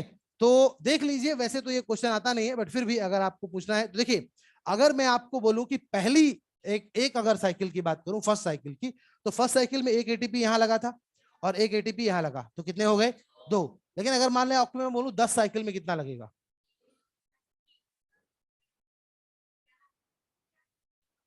11। क्या होगा? 11। क्यों? क्योंकि पहली वाली में 2 लगे, लेकिन यही वाला एटीपी तो आगे यूज हो जाएगा। हो जाएगा नहीं हो जाएगा? तो कहने का मतलब उसके बाद जितनी भी होंगी उसमें केवल एक लगेगा। फर्स्ट साइकिल में 2 लगेंगे, उसके बाद जितनी होंगी उसमें क्या लगेगा? 1। तो n+1 कर लेंगे, n is equal to number of cycles, ठीक है। तो मान लो 20 पूछेंगे तो 21 हो जाएगा, ठीक है। तो जितने भी, ऐसे तो वैसे ये क्वेश्चन बनता नहीं है, फिर भी अगर आपको जानना है तो इसलिए आप इस तरीके से इसको कर सकते हैं। तो ये हमने यहाँ पे मसल कॉन्ट्रैक्शन की स्लाइडिंग फिलामेंट थ्योरी को देखा, कैसे यहाँ पे फिलामेंट्स जो है वो एक दूसरे के ऊपर स्लाइड कर रहे हैं, ये हमने समझा। अब देखिए, अभी अभी लिखिए मत, समझिए। यहां से तो क्वेश्चन आते ही हैं, बट इससे ज्यादा जो इंपॉर्टेंट चीज है वो इसके बाद आती है कि स्लाइडिंग फिलामेंट थ्योरी के बाद जो सार्कोमियर है उस पर क्या प्रभाव पड़ता है, सार्कोमियर पे क्या प्रभाव पड़ता है। और उसी को समझाने के लिए यहाँ पे एनसीईआरटी ने आपको एक डायग्राम दिखाया है, वही डायग्राम मैं आपके लिए यहाँ ड्रॉ कर रहा हूं, ध्यान से देखिएगा। ये हमारे पास सार्कोमियर है। अब मैं रेस्टिंग स्टेज में पहला डायग्राम विरामावस्था में ड्रॉ कर रहा हूं। यहाँ पे अभी कोई पेशी संकुचन नहीं हुआ है। ये इस तरीके से यहाँ पे बिल्कुल शिथिलित अवस्था में पेशी है। और यहाँ पे हमने देखा कि ये कुछ इस प्रकार से 2 सार्कोमियर्स यहाँ पे पाए जा रहे थे, ठीक है। और इनके बीच में ये हमारे पास यहाँ क्या है? मायोसिन है। ये हमारे पास यहाँ पे मायोसिन है। बिल्कुल रिलैक्स स्टेज है, शिथिलित अवस्था की बात कर रहे हैं, रिलैक्स स्टेज है, ठीक है। अब देखो क्या होगा, जब हम कॉन्ट्रैक्शन स्टार्ट करेंगे, पेशी का संकुचन स्टार्ट करेंगे, तो हम देखेंगे कि ये जो जेड लाइंस है ये क्या होंगी? अपनी ओरिजिनल लेंथ से थोड़ा थोड़ा पास पास आना शुरू हो जाएंगी, ठीक है। तो ये यहाँ पे हम देख पाएंगे कि ये क्या हो रही हैं? पास पास आ रही हैं। जेड लाइंस जो है वो पास पास आ रही हैं। और जेड लाइंस जब पास पास आएंगी तो आप देख पाएंगे कि एक्टिन के बीच की जो दूरी थी पहले, अब वो दूरी यहाँ पे हमें देखने को नहीं मिलेगी, वो कम होने लग जाएगी, ठीक है। तो एक्टिन के बीच की दूरी यहाँ पे हमको कम होती हुई नजर आएगी। 2 एक्टिन्स के बीच की जो दूरी पहले थी वो अब आपको क्या होगी? कम होती हुई यहाँ पे नजर आएगी, ठीक है। तो ये कम हो रही है। अब देखिए यहाँ पे मायोसिन, ये अपनी जगह पे, ये हमारे पास मायोसिन दिख गया। अब आगे अगर हम देखें तो ये कॉन्ट्रैक्टिंग स्टेज है, ठीक है, बीच की स्टेज है। अगर हम मैक्सिमम कॉन्ट्रैक्शन की बात करें, अत्यधिक संकुचन की बात करें, तो यहाँ पे आप देखिए क्या होगा। ये जो जेड लाइंस है वो अब और ज्यादा पास पास आ जाएंगी, पहले से भी ज्यादा संकुचित नजर आएगा। ये और ज्यादा पास पास आ गई, और ज्यादा जब पास पास आएंगी ये, तो इसमें क्या होगा? एक्टिन जो है वो एक दूसरे के ऊपर ओवरलैप कर जाएगा। क्या हो जाएगा? ओवरलैप कर जाएगा। जो बीच का गैप था वो खत्म हो गया और वो एक दूसरे के ऊपर इस तरीके से ओवरलैप कर गया, एक दूसरे के ऊपर आ गया। और यहाँ पे अगर हम देखें तो ये हमारे पास क्या रहेगा? मायोसिन। ये क्या रहेगा? मायोसिन, ठीक है। तो इस तरीके से ये हमारे पास संरचना देखने को मिलती है। यही स्ट्रक्चर आपको एनसीईआरटी में आपके मॉड्यूल में दिखाया गया है। तो वापस समझिए, ये रिलैक्सिंग स्टेज है, ये यहाँ पे कॉन्ट्रैक्टिंग स्टेज है और ये मैक्सिमम कॉन्ट्रैक्शन की स्टेज है। 3 अलग अलग अवस्थाएं आपको दिखाई गई हैं। ठीक है, अब इन अवस्थाओं के आधार पे कुछ प्रश्नों का उत्तर दीजिए। सबसे पहले अगर आपको मैं पूछूं length of myosin, sorry length of sarcomere, सबसे पहले लेंथ ऑफ सार्कोमियर बताइए क्या होगा। सब कुछ क्लियरली समझ में आ रहा है? ऊपर सार्कोमियर की लंबाई ज्यादा, इसके बाद कम और फिर सबसे कम, यही हो रहा है क्या? तो इसका मतलब अगर हम पेशी संकुचन की बात करते हैं तो ये बात तो पक्की है कि सार्कोमियर की लंबाई क्या हो जाएगी? कम हो जाएगी। ठीक है, आगे बढ़ते हैं। अब देखिए सार्कोमियर की लंबाई तो कम हो गई, अगर हम यहाँ पे लेंथ ऑफ मायोसिन देखेंगे तो क्या होगा? बोलो क्या होगा? सेम रहेगा? किसी को कोई डाउट तो नहीं है? ऊपर से नीचे तक देखिए, क्या मायोसिन की लंबाई कहीं कम होती हुई नजर आ रही है क्या? नहीं, तो मायोसिन की लंबाई कम नहीं होगी, ये क्या रहेगा? सेम रहेगा। इसके बाद अब मुझे बताइए लेंथ ऑफ एक्टिन, सोच समझ के बताइएगा, सेम रहेगा या कम होगा? पक्का? बिल्कुल सही। ठीक है, तो यहाँ पे अगर हम देखेंगे तो एक्टिन की लंबाई भी क्या हो जाएगी? सेम रहेगी। तो इससे क्या समझ में आया? इससे यह निष्कर्ष निकलता है कि पेशी संकुचन में किसी भी फिलामेंट की लंबाई कम नहीं होती, चाहे वो एक्टिन हो या मायोसिन हो, किसी भी फिलामेंट की लंबाई कम नहीं होती। यहाँ पे नाम क्या है? Sliding filament theory, shortening filament theory नहीं है। ठीक है, क्या है? Sliding filament theory. फिलामेंट जो है वो स्लाइड कर रहे हैं एक दूसरे के ऊपर, लेकिन उनकी लंबाई छोटी नहीं हो रही। ठीक है, तो यहाँ पे एक्टिन की लंबाई भी छोटी नहीं होगी। अब अगर यहाँ पे मैं आपसे पूछूं लेंथ ऑफ ए बैंड, बताइए ए बैंड की लंबाई, सोच समझ के बताइए, बहुत इंपॉर्टेंट पार्ट है ये। पक्का? सभी को आ रहा है नहीं आ रहा है? दूसरों की आवाज सुन के तो नहीं बता रहे हैं? ठीक है, ए बैंड का मतलब क्या था? लेंथ ऑफ मायोसिन, और अगर लेंथ ऑफ मायोसिन सेम है तो ए बैंड भी क्या रहेगा? सेम रहेगा। ठीक है, तो यहाँ पे ए बैंड जो है वो भी सेम रहेगा। अब इसके बाद चलिए आ जाते हैं लेंथ ऑफ आई बैंड, बताओ क्या होगा? पक्का? कम हो जाएगा। दिख रहा है ऊपर देखिए, यहाँ पे अगर हम देखें तो आई बैंड क्या था? वो पार्ट जहां मायोसिन नहीं पाया जा रहा था, वही तो आई बैंड था। तो ये देखो इतना बड़ा आई बैंड यहाँ दिख रहा है। फिर हमने देखा आई बैंड कम हो गया, यहाँ हमने देखा आई बैंड और कम हो गया। ठीक है, तो जैसे चूंकि अब जेड लाइन पास पास आ रही है तो कुछ तो कम हो रहा होगा ना, तो क्या कम हो रहा है? आई बैंड कम हो रहा है। दो मायोसिन के बीच का जो गैप है वो क्या हो रहा है? कम हो रहा है। ठीक है, तो आई बैंड यहाँ क्या हो जाएगा? रिड्यूस हो जाएगा। अब अगर यहाँ पे आपसे पूछा जाए लेंथ ऑफ एच जोन, या तो क्या हो जाएगी? कम, या क्या हो जाएगी? खत्म। ठीक है, तो या तो रिड्यूस होगी या पूरी तरीके से डिसअपियर हो जाएगा। अगर कॉन्ट्रैक्टिंग स्टेज में देखेंगे तो रिड्यूस हुआ, और यहां हमने देखा कोई भी नहीं है। क्यों? क्योंकि एच जोन क्या था? दो एक्टिन के बीच का सेंटर गैप, उसे हमने क्या कहा था? H zone. दो एक्टिन के बीच के सेंटर गैप को क्या बोला था? H zone. तो यहाँ पे देखिए बड़ा सा सेंटर गैप है, फिर यहाँ देखा हमने छोटा सेंटर गैप है, और यहाँ पे कोई गैप नहीं है। इसका मतलब अब क्या हो चुका है? पूरी तरीके से ये कंप्लीटली खत्म हो चुका है। ठीक है, तो ये हमने यहाँ पे देखा एच जोन जो है पूरी तरीके से क्या हो गया? डिसअपियर हो गया। ठीक है, सो ये सबसे इंपॉर्टेंट पार्ट है। जब हम मसल कॉन्ट्रैक्शन को पढ़ते हैं तो सबसे ज्यादा इंपॉर्टेंट पार्ट जो है वो यही है कि सार्कोमियर पे क्या इफेक्ट पड़ता है। यहां से जो क्वेश्चंस पूछे जाते हैं वो सबसे ज्यादा होते हैं। जब आप पीछे क्वेश्चन सॉल्व करेंगे तो आप देखेंगे कई बार क्वेश्चन जो है वो यहाँ से नीट में भी पूछा जा चुका है, और आपके एक्सरसाइज में भी मिलता है, आपके टेस्ट पेपर्स में भी मिलता है। तो this is very very important. ठीक है, तो ये था पूरा मसल कॉन्ट्रैक्शन कैसे होता है और उसके बाद सार्कोमियर पे क्या इफेक्ट पड़ता है। कंप्लीट करिए जल्दी से।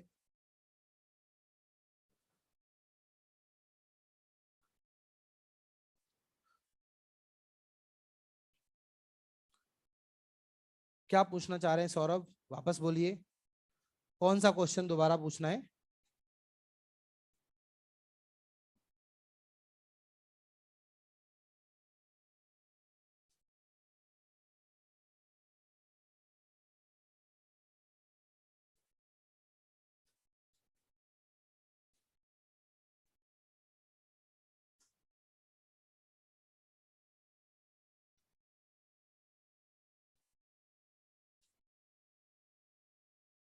स्लाइडिंग एक्टिन ही करेगा, बिल्कुल बिल्कुल एक्टिन ही स्लाइड होगा, मायोसिन अपनी जगह पे फिक्स है। ठीक है, एच जोन बता दीजिए क्या होता है? दो एक्टिन के बीच का गैप जो है वो एच जोन होता है। यहाँ पे देखिए वापस सार्कोमियर में देखिए, जो ये हमारे पास पहला वाला सार्कोमियर है, इसमें ये 2 एक्टिन है ना, इनके बीच का ये गैप है, इसी को हम लोग क्या बोलेंगे, एच जोन। ठीक है, तो यहाँ पे हम देखेंगे ये एच जोन कम होता हुआ नजर आएगा। यहाँ देखिए ये कम हुआ और यहाँ पे पूरी तरीके से क्या हो गया, खत्म हो गया। ठीक है, तो ये एच जोन था जो कि यहाँ पे या तो रिड्यूस होगा या क्या हो जाएगा, खत्म हो जाएगा।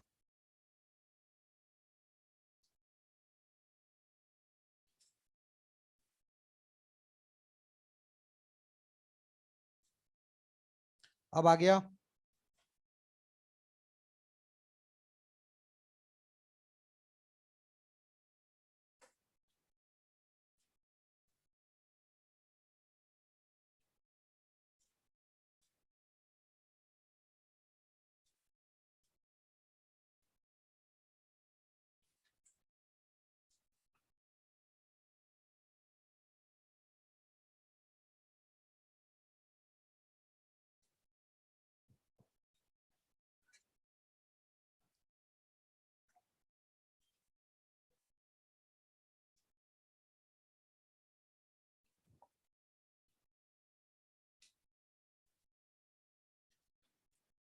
हो गया कंप्लीट।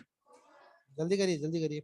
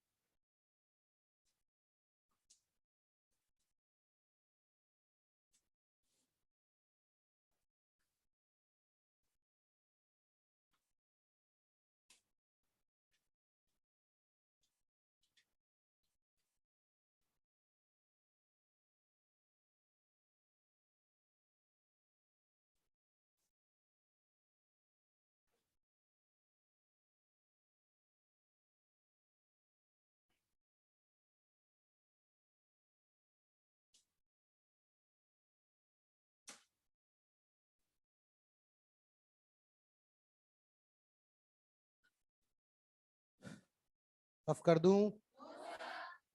अरे आज ही करना है ये।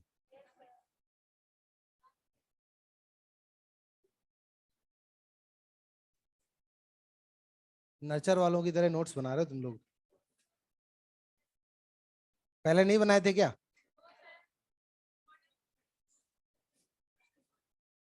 ऑनलाइन पढ़े थे? मतलब टेक्निकली नर्चर में ही है। सही है, सही है।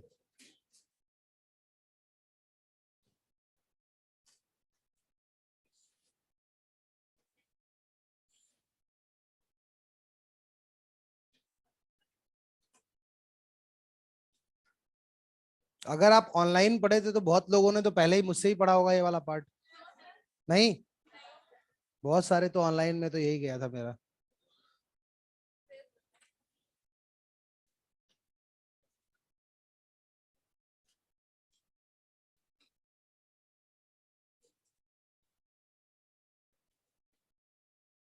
अब ये वाला रफ कर दूं मैं? ये नहीं कर सकते, इसको यूज करेंगे अभी। हाँ, नहीं नहीं, इसको यूज करेंगे अभी। अभी हमने मसल कॉन्ट्रैक्शन पढ़ा है, मसल रिलैक्सेशन भी समझना है। ठीक है, कैसे पेशी का शिथिलन होता है वो भी समझना है। नहीं नहीं, आपको ये डायग्राम बनाने की जरूरत नहीं है वापस, केवल आपको समझना है प्रोसेस। वो ऐसा हमारे सिलेबस में नहीं है, लेकिन एक क्वेश्चन दिया है, इसके लिए मैं आपको बता दूंगा कैसे शिथिलन होता है।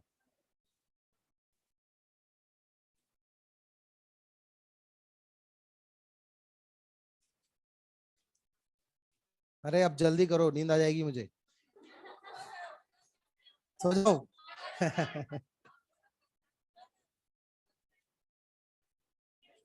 इतनी देर लगाते हो लिखने में तुम लोग।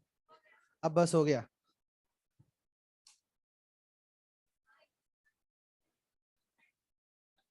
हाँ, वो नहीं रफ कर रहा हूँ। अब देखिए यहाँ पे नेक्स्ट जो है वो है मसल का रिलैक्सेशन। अभी हमने कॉन्ट्रैक्शन आपको बताया कि संकुचन कैसे हो रहा है, शिथिलन भी समझ लेते हैं। छोटा सा एक प्रोसेस है और उसके बेस पे एक क्वेश्चन आपको दिया गया है, वो क्वेश्चन कर लेंगे, पूरा कॉन्सेप्ट क्लियर हो जाएगा। देखिए, जब भी हमको पेशी का शिथिलन करना होता है तो क्या होगा, सबसे पहले यहाँ पे ऊपर से आने वाला जो नर्व इंपल्स था वो क्या हो जाएगा, बंद हो जाएगा। जो यहाँ ये लिखना नहीं है, ठीक है, पहले मैं बता रहा हूँ, छापना मत। देखो यहाँ पे हाँ और क्या, पक्के छपेड़ी हो। देखो यहाँ पे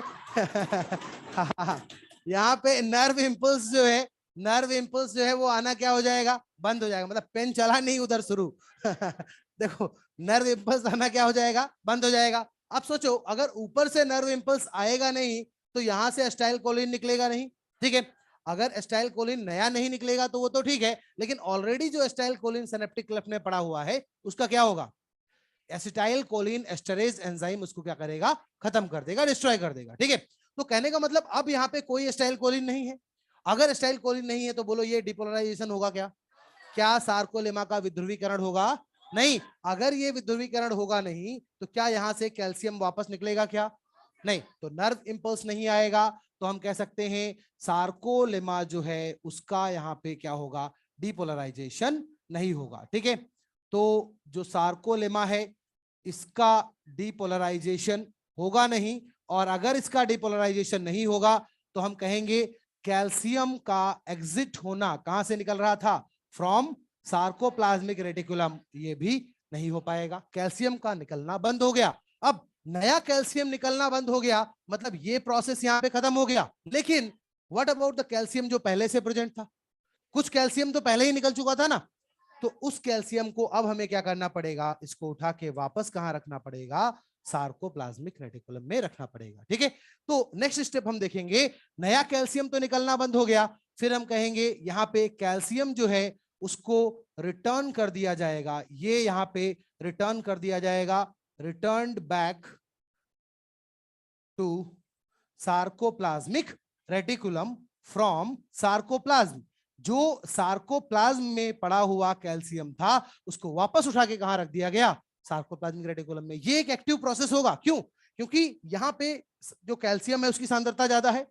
भाई यहाँ तो ये क्या था, स्टोर हाउस था, तो यहीं से तो निकल रहा था, यहाँ तो बहुत सारा है, यहाँ पे थोड़ा बहुत प्रेजेंट था। तो अगर हम यहाँ पे कम सांद्रता से अधिक सांद्रता की ओर जाएंगे तो ये प्रक्रिया कैसी होगी, सक्रिय हो जाएगी, एक्टिव हो जाएगी। तो एटीपीएस पंप का यूज करके कैल्शियम को उठा के कहां वापस रखा जाता है, सार्कोप्लाज्मिक रेटिकुलम में रखा जाता है। यही बात आपको एनसीईआरटी के अंदर बताई गई है। दिस प्रोसेस, वो जो स्लाइडिंग फिलामेंट थ्योरी थी उसके बारे में लिखते हैं, this process remain continuous till the calcium is pumped back into the sarcoplasmic reticulum। मतलब जो वो हमने साइकिल यहाँ पे आपको बताई थी वो तब तक चलती रहेगी जब तक कि कैल्शियम को वापस उठा के इसके अंदर नहीं रखा जाता, ठीक है। जब कैल्शियम यहां से वापस उठा के रख देंगे तो क्या होगा, समझो, जो ये तो ठीक है, ये सारा कैल्शियम उठा के रख दिया। अब एक और कैल्शियम भी तो था जो ट्रोपोनिन सी से जुड़ा हुआ था। इस तरीके से यहाँ पे मैंने आपको बताया था कि अगर हम देखें तो ये यहाँ पे प्रेजेंट था और यहाँ पे ट्रोपोनिन सी था, इसके साथ ये कैल्शियम जुड़ा हुआ था जिसने इसको खोल रखा था मायोसिन बाइंडिंग साइट को, ठीक है। अब क्या होगा, ये कैल्शियम जब उठा लिया तो ये आखिरी कैल्शियम बचा था इसको भी यहां से निकाल लिया गया और कहां रख दिया गया, सार्कोप्लाज्मिक रेटिकुलम में, ठीक है। जैसे ही उस कैल्शियम को निकालेंगे, बोलो ये वापस से ऐसा गिरेगा कि नहीं, धड़ाम से गिरेगा ना, ठीक है। और जैसे ही ये नीचे गिरेगा मायोसिन का बाइंडिंग साइट क्या हो जाएगा, क्लोज हो जाएगा। मतलब एक्टिन जो एक्टिव हो रखा था वो क्या हो गया, इनएक्टिव। फिर से क्या हो गया, इनएक्टिव। तो इसका मतलब नेक्स्ट स्टेप क्या हो जाएगा, इनएक्टिवेशन ऑफ एक्टिन, ठीक है। तो यहां पे क्या हो गया, इनएक्टिवेशन ऑफ एक्टिन। जो एक्टिन है वो निष्क्रिय हो गया, और जब एक्टिन निष्क्रिय हो गया तो यहाँ पे क्या होगा, अब आगे जो क्रॉस ब्रिज बन रहा था वो क्रॉस ब्रिज भी क्या हो जाएगा, टूट जाएगा, ठीक है। तो पहले जो क्रॉस ब्रिज यहाँ पे बना हुआ था ये क्रॉस ब्रिज अब क्या हो जाएगा, ब्रेक हो जाएगा, टूट जाएगा, ठीक है। और अगर क्रॉस ब्रिज टूट गया तो फिर स्वाभाविक सी बात है मसल जो है वो क्या हो जाएगी, रिलैक्स हो जाएगी, ठीक है। तो यहाँ पे पेशी का क्या हो गया, शिथिलन हो गया। तो ये पूरी प्रक्रिया है जो कि पेशी शिथिलन के अंदर फॉलो की जाती है। अब अगर ये आपको समझ में आ गई तो आपके मॉड्यूल के लास्ट पेज पे क्वेश्चन नंबर 24 को कर लीजिए। मॉड्यूल के लास्ट पेज पे क्वेश्चन नंबर 24 सॉल्व करिए, देखिए हो जाएगा।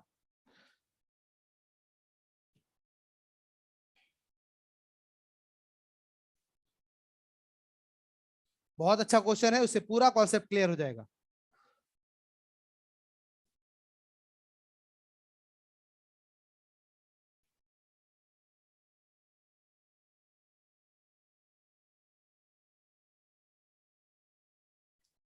आ रहा है समझ में? पक्का? मन हो रहा है छापने का? लग रहा है कुछ लोगों को देख के। छाप लो छाप लो, चलो जल्दी करो जल्दी करो, लत लग गई आप लोगों को छापने की। जल्दी करो।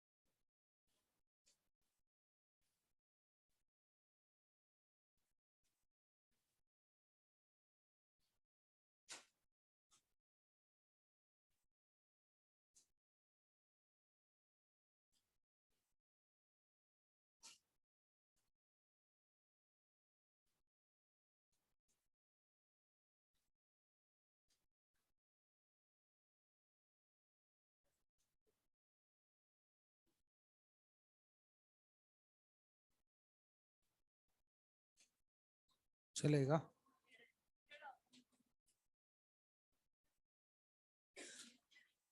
अब ठीक है।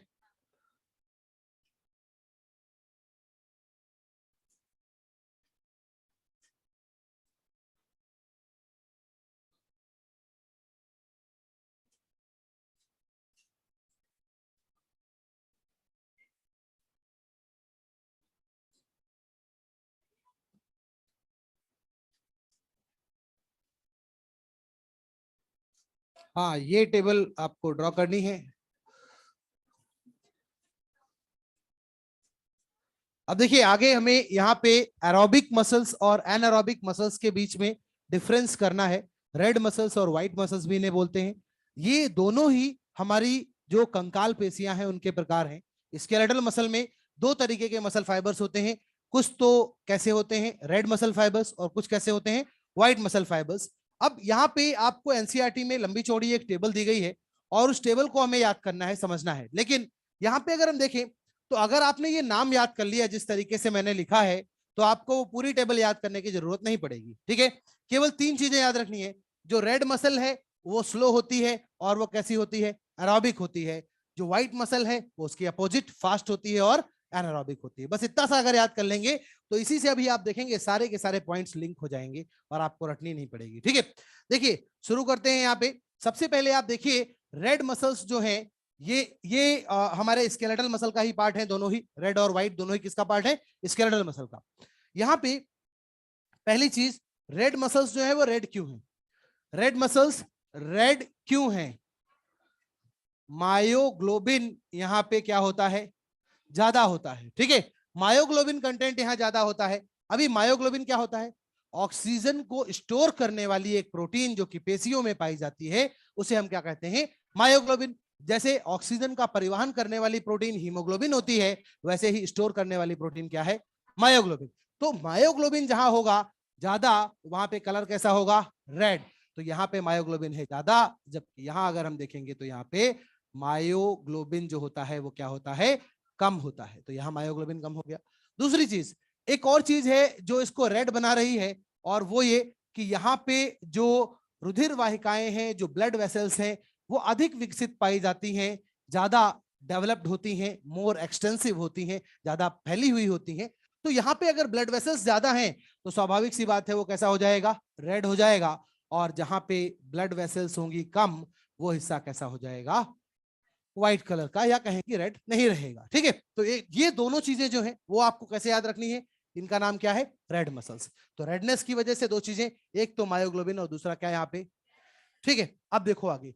दूसरा मैंने बताया कि ये मसल स्लो होती है, अर्थात इनका जो कॉन्ट्रैक्शन है वो क्या होता है, धीमे होता है, धीरे धीरे इनका कॉन्ट्रैक्शन होता है। और अगर कोई पेशी धीरे धीरे कॉन्ट्रैक्शन कर रही है तो बताओ वहां पे कैल्शियम की जरूरत ज्यादा होगी या कम? कम होगी। ठीक है, अगर स्लो कॉन्ट्रैक्शन हो रहा है तो कैल्शियम की रिक्वायरमेंट कम है, और अगर कैल्शियम की रिक्वायरमेंट कम है तो बताओ यहाँ पे सार्कोप्लाज्मिक रेटिकुलम ज्यादा होगा या कम? कम होगा। ठीक है, तो यहाँ पे सार्कोप्लाज्मिक रेटिकुलम जो है ये क्या हो जाएगा? कम हो जाएगा। मॉडरेट एक वर्ड यूज करते हैं, ठीक है, मध्यम या कम हम कह सकते हैं, ऐसा होगा, मतलब ज्यादा तो नहीं होगा, ये बात ठीक है। ठीक है, इधर अगर हम देखेंगे तो यहाँ पे जो सार्कोप्लाज्मिक रेटिकुलम है ये क्या हो जाएगा? ज्यादा हो जाएगा। ठीक है, अबंडेंट होगा, पर्याप्त मात्रा में पाया जाएगा, प्रचुर मात्रा में पाया जाएगा। ठीक है, नाउ उसके बाद अगर हम देखें तो यहाँ पे एक और चीज है कि ये जो मसल है, यहाँ पे इसका जो एटीपी का प्रोडक्शन है वो होता है एरोबिक प्रोसेस से, इसीलिए इसको क्या कहा गया है? Aerobic muscle. तो यहाँ पे एटीपी का बनना वो एक वायवीय श्वसन के द्वारा होता है, इसीलिए इसको हमने क्या कहा? Aerobic muscle. क्या बोला? Aerobic muscle. ठीक है, तो एरोबिक प्रोसेस से एटीपी का प्रोडक्शन होगा। यहाँ पे अगर हम देखेंगे तो जो एटीपी का प्रोडक्शन है वो कैसे होगा? एनारोबिक प्रोसेस से। कैसे होगा? एनारोबिक प्रोसेस से। तो यहाँ पे एनारोबिक प्रोसेस से होगा, और यहाँ कैसे होगा? एरोबिक प्रोसेस से एटीपी का प्रोडक्शन हो जाएगा। ठीक है, तो ये हमने यहाँ पे समझा। अब मुझे बताओ, अगर एरोबिक प्रोसेस से एटीपी का प्रोडक्शन हो रहा है तो यहाँ पे माइटोकॉन्ड्रिया ज्यादा होगा या कम? क्या होगा? ज्यादा। तो यहाँ पे माइटोकॉन्ड्रिया का नंबर क्या होगा? ज्यादा होगा, और यहाँ पे इसकी तुलना में माइटोकॉन्ड्रिया का नंबर क्या हो जाएगा? कम हो जाएगा। तो यहाँ माइटोकॉन्ड्रिया कम हो गया और यहाँ माइटोकॉन्ड्रिया क्या हो गया? ज्यादा हो गया। ठीक है, दूसरी चीज, अगर एटीपी का प्रोडक्शन एरोबिक प्रोसेस से हो रहा है तो बताओ क्या लैक्टिक अम्ल ज्यादा बनेगा या कम? वायवीय श्वसन हो रहा है तो लैक्टिक अम्ल क्या होगा? कम बनेगा। और अगर लैक्टिक अम्ल कम बनेगा तो थकान जल्दी आएगी या देर में? देर में। क्या होगी? देर में। ठीक है, तो यहाँ पे हम कह सकते हैं इसके अंदर जो फैटिक कंडीशन है, जो थकान है, वो यहाँ पे क्या होगी? देर में आएगी। क्या होगी? देर में आएगी। ठीक है, जबकि यहाँ पे अगर हम देखेंगे तो जो फैटिक कंडीशन है वो यहाँ पे क्या होगी? जल्दी आएगी। क्या होगी? जल्दी आएगी। ठीक है, क्यों? क्योंकि मसल कैसी है? एरोबिक। तीनों चीजें एक दूसरे से रिलेटेड है ना। एरोबिक है तो माइटोकॉन्ड्रिया ज्यादा है, तो यहाँ पे लैक्टिक अम्ल का निर्माण कम होगा और थकान क्या होगी? देर से आएगी। ठीक है, तो ये एक पॉइंट हो गया। अब देखो वापस आते हैं स्लो पे। अगर मसल स्लो है तो यहाँ पे इसका जो लेटेंट पीरियड है ये यहाँ पे क्या होगा? ज्यादा। लेटेंट पीरियड क्या होगा? ज्यादा। अब समझिए लेटेंट पीरियड होता क्या है। जब भी हम किसी पेशी को एक उद्दीपन देते हैं, उस उद्दीपन को ग्रहण करने और अपने रिस्पांस को दिखाने के बीच का जो समय होता है उसी को हम क्या कहेंगे? Latent period. जैसे मान लो कि अभी हमने एक जो मसल कॉन्ट्रैक्शन की मैकेनिज्म पढ़ी थी, उसमें हमने देखा कि जैसे ही एसिटाइल कोलिन सार्कोलेमा पे प्रेजेंट एक अपने रिसेप्टर से जुड़ेगा तो सार्कोलेमा का विध्रुवण होगा। तो उस एसिटाइल कोलिन के रिसेप्टर के एसिटाइल कोलिन के अपने रिसेप्टर से जुड़ने और उस पेशी के संकुचित होने के बीच के जो समय था उसी को हम क्या कहेंगे? Latent period. क्या कहेंगे? Latent period. मतलब वो एसिटाइल कोलिन की फॉर्म में एक रासायनिक उद्दीपन मिला पेशी को, उसने उद्दीपन को ग्रहण किया, उसके बाद उसने क्या किया? अपना रिस्पॉन्स शो किया। तो उस बीच में बहुत सारी चीजें हुई। जैसे ही वो उद्दीपन मिला, डीपोलराइजेशन हुआ, वो टी टिब्यूल से अंदर गया, फिर क्या हुआ? एल टिब्यूल चैनल खुला, फिर कैल्शियम बाहर निकला, फिर एक्टिन को सक्रिय किया गया, तब जाके कहीं क्रॉस ब्रिज का फॉर्मेशन हुआ, तब पावर स्ट्रोक हुआ, और तब जाके कहीं पेशी का संकुचन हुआ। तो इतनी सारी चीजें बीच में है, तो स्वाभाविक सी बात है इतनी सारी चीजों में कुछ तो समय लगेगा। कितना भी फास्ट हो कुछ तो समय लगेगा। ये जनरली होता है 1 मिलीसेकंड से 2 मिलीसेकंड तक। इन सारी चीजों में 1 मिलीसेकंड से 2 मिलीसेकंड का समय लगता है, और यही जो होता है ये क्या है? Latent period. अलग अलग मसल्स के लिए अलग अलग होता है। तो लेटेंट पीरियड जो होता है वो जो धीमे मसल्स होती हैं या स्लो मसल्स होती हैं, इनके लिए लेटेंट पीरियड क्या होता है? ज्यादा होता है। इसीलिए ये धीम है, क्योंकि इनको रिस्पॉन्स दिखाने में समय क्या लग रहा है? ज्यादा लग रहा है। ठीक है, तो यहाँ पे लेटेंट पीरियड ज्यादा होता है, जबकि इधर अगर हम देखेंगे तो यहाँ पे हम कह सकते हैं यहाँ पे जो लेटेंट पीरियड होता है वो यहाँ पे क्या लगता है? कम लगता है। ठीक है, तो यहाँ पे लेटेंट पीरियड शॉर्ट होता है, यहाँ पे लॉन्ग लेटेंट पीरियड पाया जाता है, ज्यादा होता है। दूसरी चीज यहाँ पे अगर हम देखें तो यहाँ पे जो कॉन्ट्रैक्शन है वो सस्टेन्ड कॉन्ट्रैक्शन होता है। सस्टेन्ड कॉन्ट्रैक्शन होता है फॉर लॉन्गर ड्यूरेशन, इसका अर्थ है कि लंबे समय तक मसल जो है वो संकुचित अवस्था में बनी रहती है। ठीक है, लंबी अवधि के लिए पेशी जो है वो संकुचित अवस्था में बनी रहती है। इसी को क्या कहेंगे? Sustained contraction. सस्टेन्ड कॉन्ट्रैक्शन का मतलब क्या हुआ? लंबी अवधि तक पेशी जो है वो संकुचित अवस्था में बनी रहेगी। जबकि यहाँ पे देखें तो यहाँ कहते हैं, यहाँ पे जो कॉन्ट्रैक्शन हो रहा है वो है तो फास्ट। ये कॉन्ट्रैक्शन कैसा है? फास्ट तो है, बट फॉर शॉर्ट ड्यूरेशन। ठीक है, तो यहां पे जो कॉन्ट्रैक्शन है वो होता तो फास्ट है, लेकिन ये कम अवधि के लिए होता है, छोटी अवधि के लिए होता है। मतलब जैसे ही संकुचन होगा तुरंत क्या हो जाएगा? पेशी का शिथिलन हो जाएगा। क्या हो जाएगा? शिथिलन हो जाएगा। लंबे समय तक यहाँ कॉन्ट्रैक्शन आपको देखने को नहीं मिलेगा। ठीक है, अब इन दोनों चीजों को एक बहुत ही बेहतरीन एग्जांपल से समझते हैं, हमेशा के लिए आपको याद हो जाएगा। जैसे आप लोगों ने देखा आसमान में चील और बाज को उड़ते हुए, ईगल और काइट। वो जब नहीं देखा, कोई बात नहीं, कभी देखेंगे तो आपको मिलेगा। ठीक है, अक्सर जहाँ पे कोई डेड बॉडी वगैरह होती है, कोई जानवर आना मर जाता है, तो वहां ऊपर देखेंगे बहुत सारे चील आ जाते हैं, है ना? तो मूवीज में तो देखा ही होगा। हाँ ठीक है, कोई बात नहीं, चलेगा। देखो नहीं देखा तो यूट्यूब पे जाके सर्च कर लेना। नागिन थोड़ी देखनी है यहाँ पे कुछ भी। देखो यहाँ पे देखो, कॉन्सेप्ट से मत भटको। यहाँ पे ईगल और काइट बहुत शानदार कॉन्सेप्ट है। होता क्या है कि चील और बाज जब आसमान में उड़ते हैं तो उनका जो फ्लाइंग पैटर्न है, जो उड़ने का तरीका है, उसको अगर आप देखेंगे तो आप पाएंगे कि वो अपने पंखों को धीरे से नीचे की ओर लेके जाएंगे, फिर ऊपर लाएंगे और फिर गोल गोल गोल गोल बहुत देर तक क्या होंगे? घूमते रहेंगे बिना अपने विंग्स को ऊपर नीचे किए हुए। ठीक है, क्यों? क्योंकि उनका जो फ्लाइट मसल है, जो उड़न पेशी है उनके पंखों के अंदर, वो जो पेशियां हैं वो रेड मसल्स है। कैसी है? रेड मसल्स है। इसीलिए वहां पे जो संकुचन हुआ वो धीरे हुआ, लेकिन एक बार संकुचित हो गया तो लंबे समय तक वो कैसा रहेगा? संकुचित अवस्था में रहेगा। बिना बार बार उनको अप डाउन ऐसा नहीं करना पड़ेगा। एक बार वो धीरे से नीचे जाके ऊपर जाएंगे, कॉन्ट्रैक्शन हो गया, फिर क्या होगा? वो गोल गोल गोल गोल बहुत देर तक क्या करेंगे? घूमते रहेंगे। ठीक है, तो इसीलिए flight muscles of eagle and kite, चील और बाज की जो उड़न पेशियां होती हैं, वो किसका उदाहरण है? रेड मसल्स का। इसका उदाहरण है रेड मसल्स का। जबकि इसके विपरीत अगर हम छोटी बर्ड्स की बात करें, जैसे स्पैरो की बात करें, गौरैया की बात करें, या और भी छोटी चिड़िया, वो कैसे उड़ती हैं? ठीक है उड़ते रहेंगे, लाइक क्या करेंगे? अप डाउन ऐसा करते रहेंगे। ठीक है, तो वहां क्या होगा? उनके विंग्स में कॉन्ट्रैक्शन तो फास्ट हो रहा है, लेकिन तुरंत वो क्या हो रहा है? रिलैक्स हो रहा है। ठीक है, तो दोनों का जो उड़ने का पैटर्न है, उससे हम ये समझ सकते हैं कि छोटी बर्ड्स का जो यहाँ पे हम देखते हैं, वहां पे उनके फ्लाइट मसल्स में व्हाइट मसल फाइबर्स होते हैं, जबकि ईगल और काइट के अंदर हमने क्या देखा? क्या होगा? रेड मसल फाइबर देखा जाएगा। ठीक है, तो ये डिफरेंसेस थे। अब ये सारी की सारी चीजें जो है वो केवल 3 पॉइंट से याद रखनी थी, मैंने आपको बताया था। देखो रेड है इसलिए क्या है? मायोग्लोबिन और ब्लड वेसल है। स्लो है तो सार्कोप्लाज्मिक रेटिकुलम क्या होगा? कम होगा। स्लो है तो लेटेंट पीरियड ज्यादा होगा, सस्टेन कॉन्ट्रैक्शन होगा। तो ये 3 किससे याद रखने हैं? स्लो से। एरोबिक है तो एटीपी प्रोडक्शन, एरोबिक प्रोसेस से माइटोकॉन्ड्रिया ज्यादा और फैटिग कम हो जाएगा। ठीक है, तो इस तरीके से केवल 3 चीजों से ये सारे के सारे पॉइंट्स आपको याद रहेंगे। तो ये था आपका रेड मसल फाइबर और व्हाइट मसल फाइबर। हो गया कंप्लीट? ठीक है, अब देखिए इसके बाद नेक्स्ट अगर हम देखें तो यहाँ पे हमको जो स्मूथ मसल्स हैं, अंतरांग पेशियां हैं, उनके बारे में पढ़ना है। अभी तक हम लोग कंकाल पेशियों के बारे में पढ़ रहे थे और मैंने आपको बताया था कि हमारे सिलेबस में डिटेल में जो है वो क्या है? कंकाल पेशियां। ठीक है, तो एक मेजर पार्ट जो है वो कंप्लीट हो चुका है। अब थोड़ा बहुत इंट्रोडक्शन हमें देखना है यहाँ पे, और वो इंट्रोडक्शन है यहाँ पे स्मूथ मसल्स का। तो फर्स्ट हम देखेंगे यहाँ पे स्मूथ मसल्स के बारे में। स्मूथ मसल्स जो होती हैं, चिकनी पेशियां इन्हें हम लोग कहते हैं, या आंतरांग पेशियां कहते हैं। इसी को एनसीईआरटी में विसरल मसल लिखा गया है। तो देखिए जब हम स्मूथ मसल या विसरल मसल को देखते हैं, सबसे पहले इसके एक मसल फाइबर की संरचना को आप देखिए।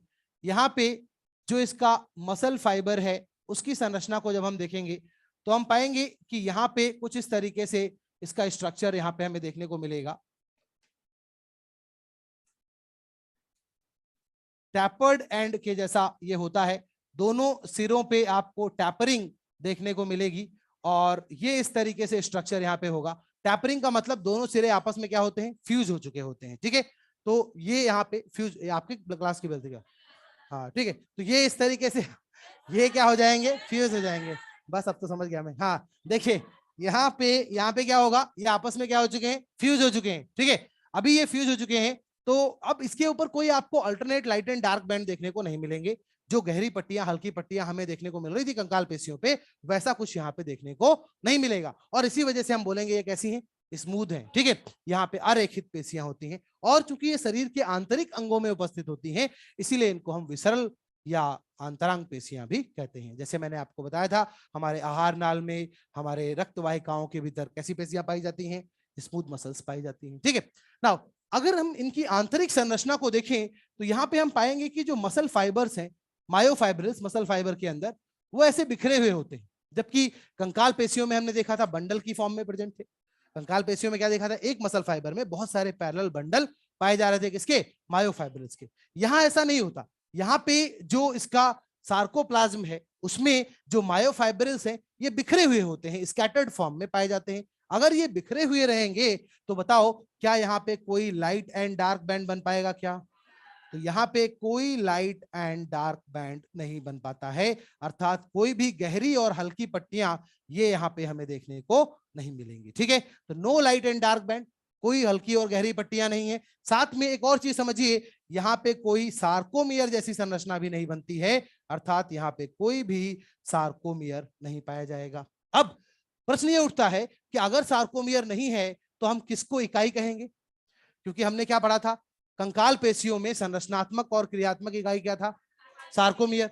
यहाँ पे कोई सार्कोमियर नहीं है, तो यहाँ पे ये जो है संरचना, इसे क्या कहेंगे, मायोफाइब्रिल। अब ये मायोफाइब्रिल जो पेशी तंतुक है, ये स्वयं एक इकाई की तरह यहाँ पे क्या करेगा, काम करेगा। ठीक है, क्योंकि यहाँ कोई सार्कोमियर नहीं है। हमने कंकाल पेशी में देखा था मायोफाइब्रिल का एक छोटा सा भाग जो कि दो जेड लाइन के बीच का था, उसे हमने क्या कहा था, सार्कोमियर। यहाँ ऐसा कुछ भी नहीं होगा, तो इसमें हम कहेंगे मायोफाइब्रिल जो है यही क्या है, यूनिट है, यूनिट ऑफ कॉन्ट्रैक्शन है। तो संकुचन की इकाई जो होती है वो यहाँ पे हम किसको कह सकते हैं, ये कह सकते हैं मायोफाइब्रिल को।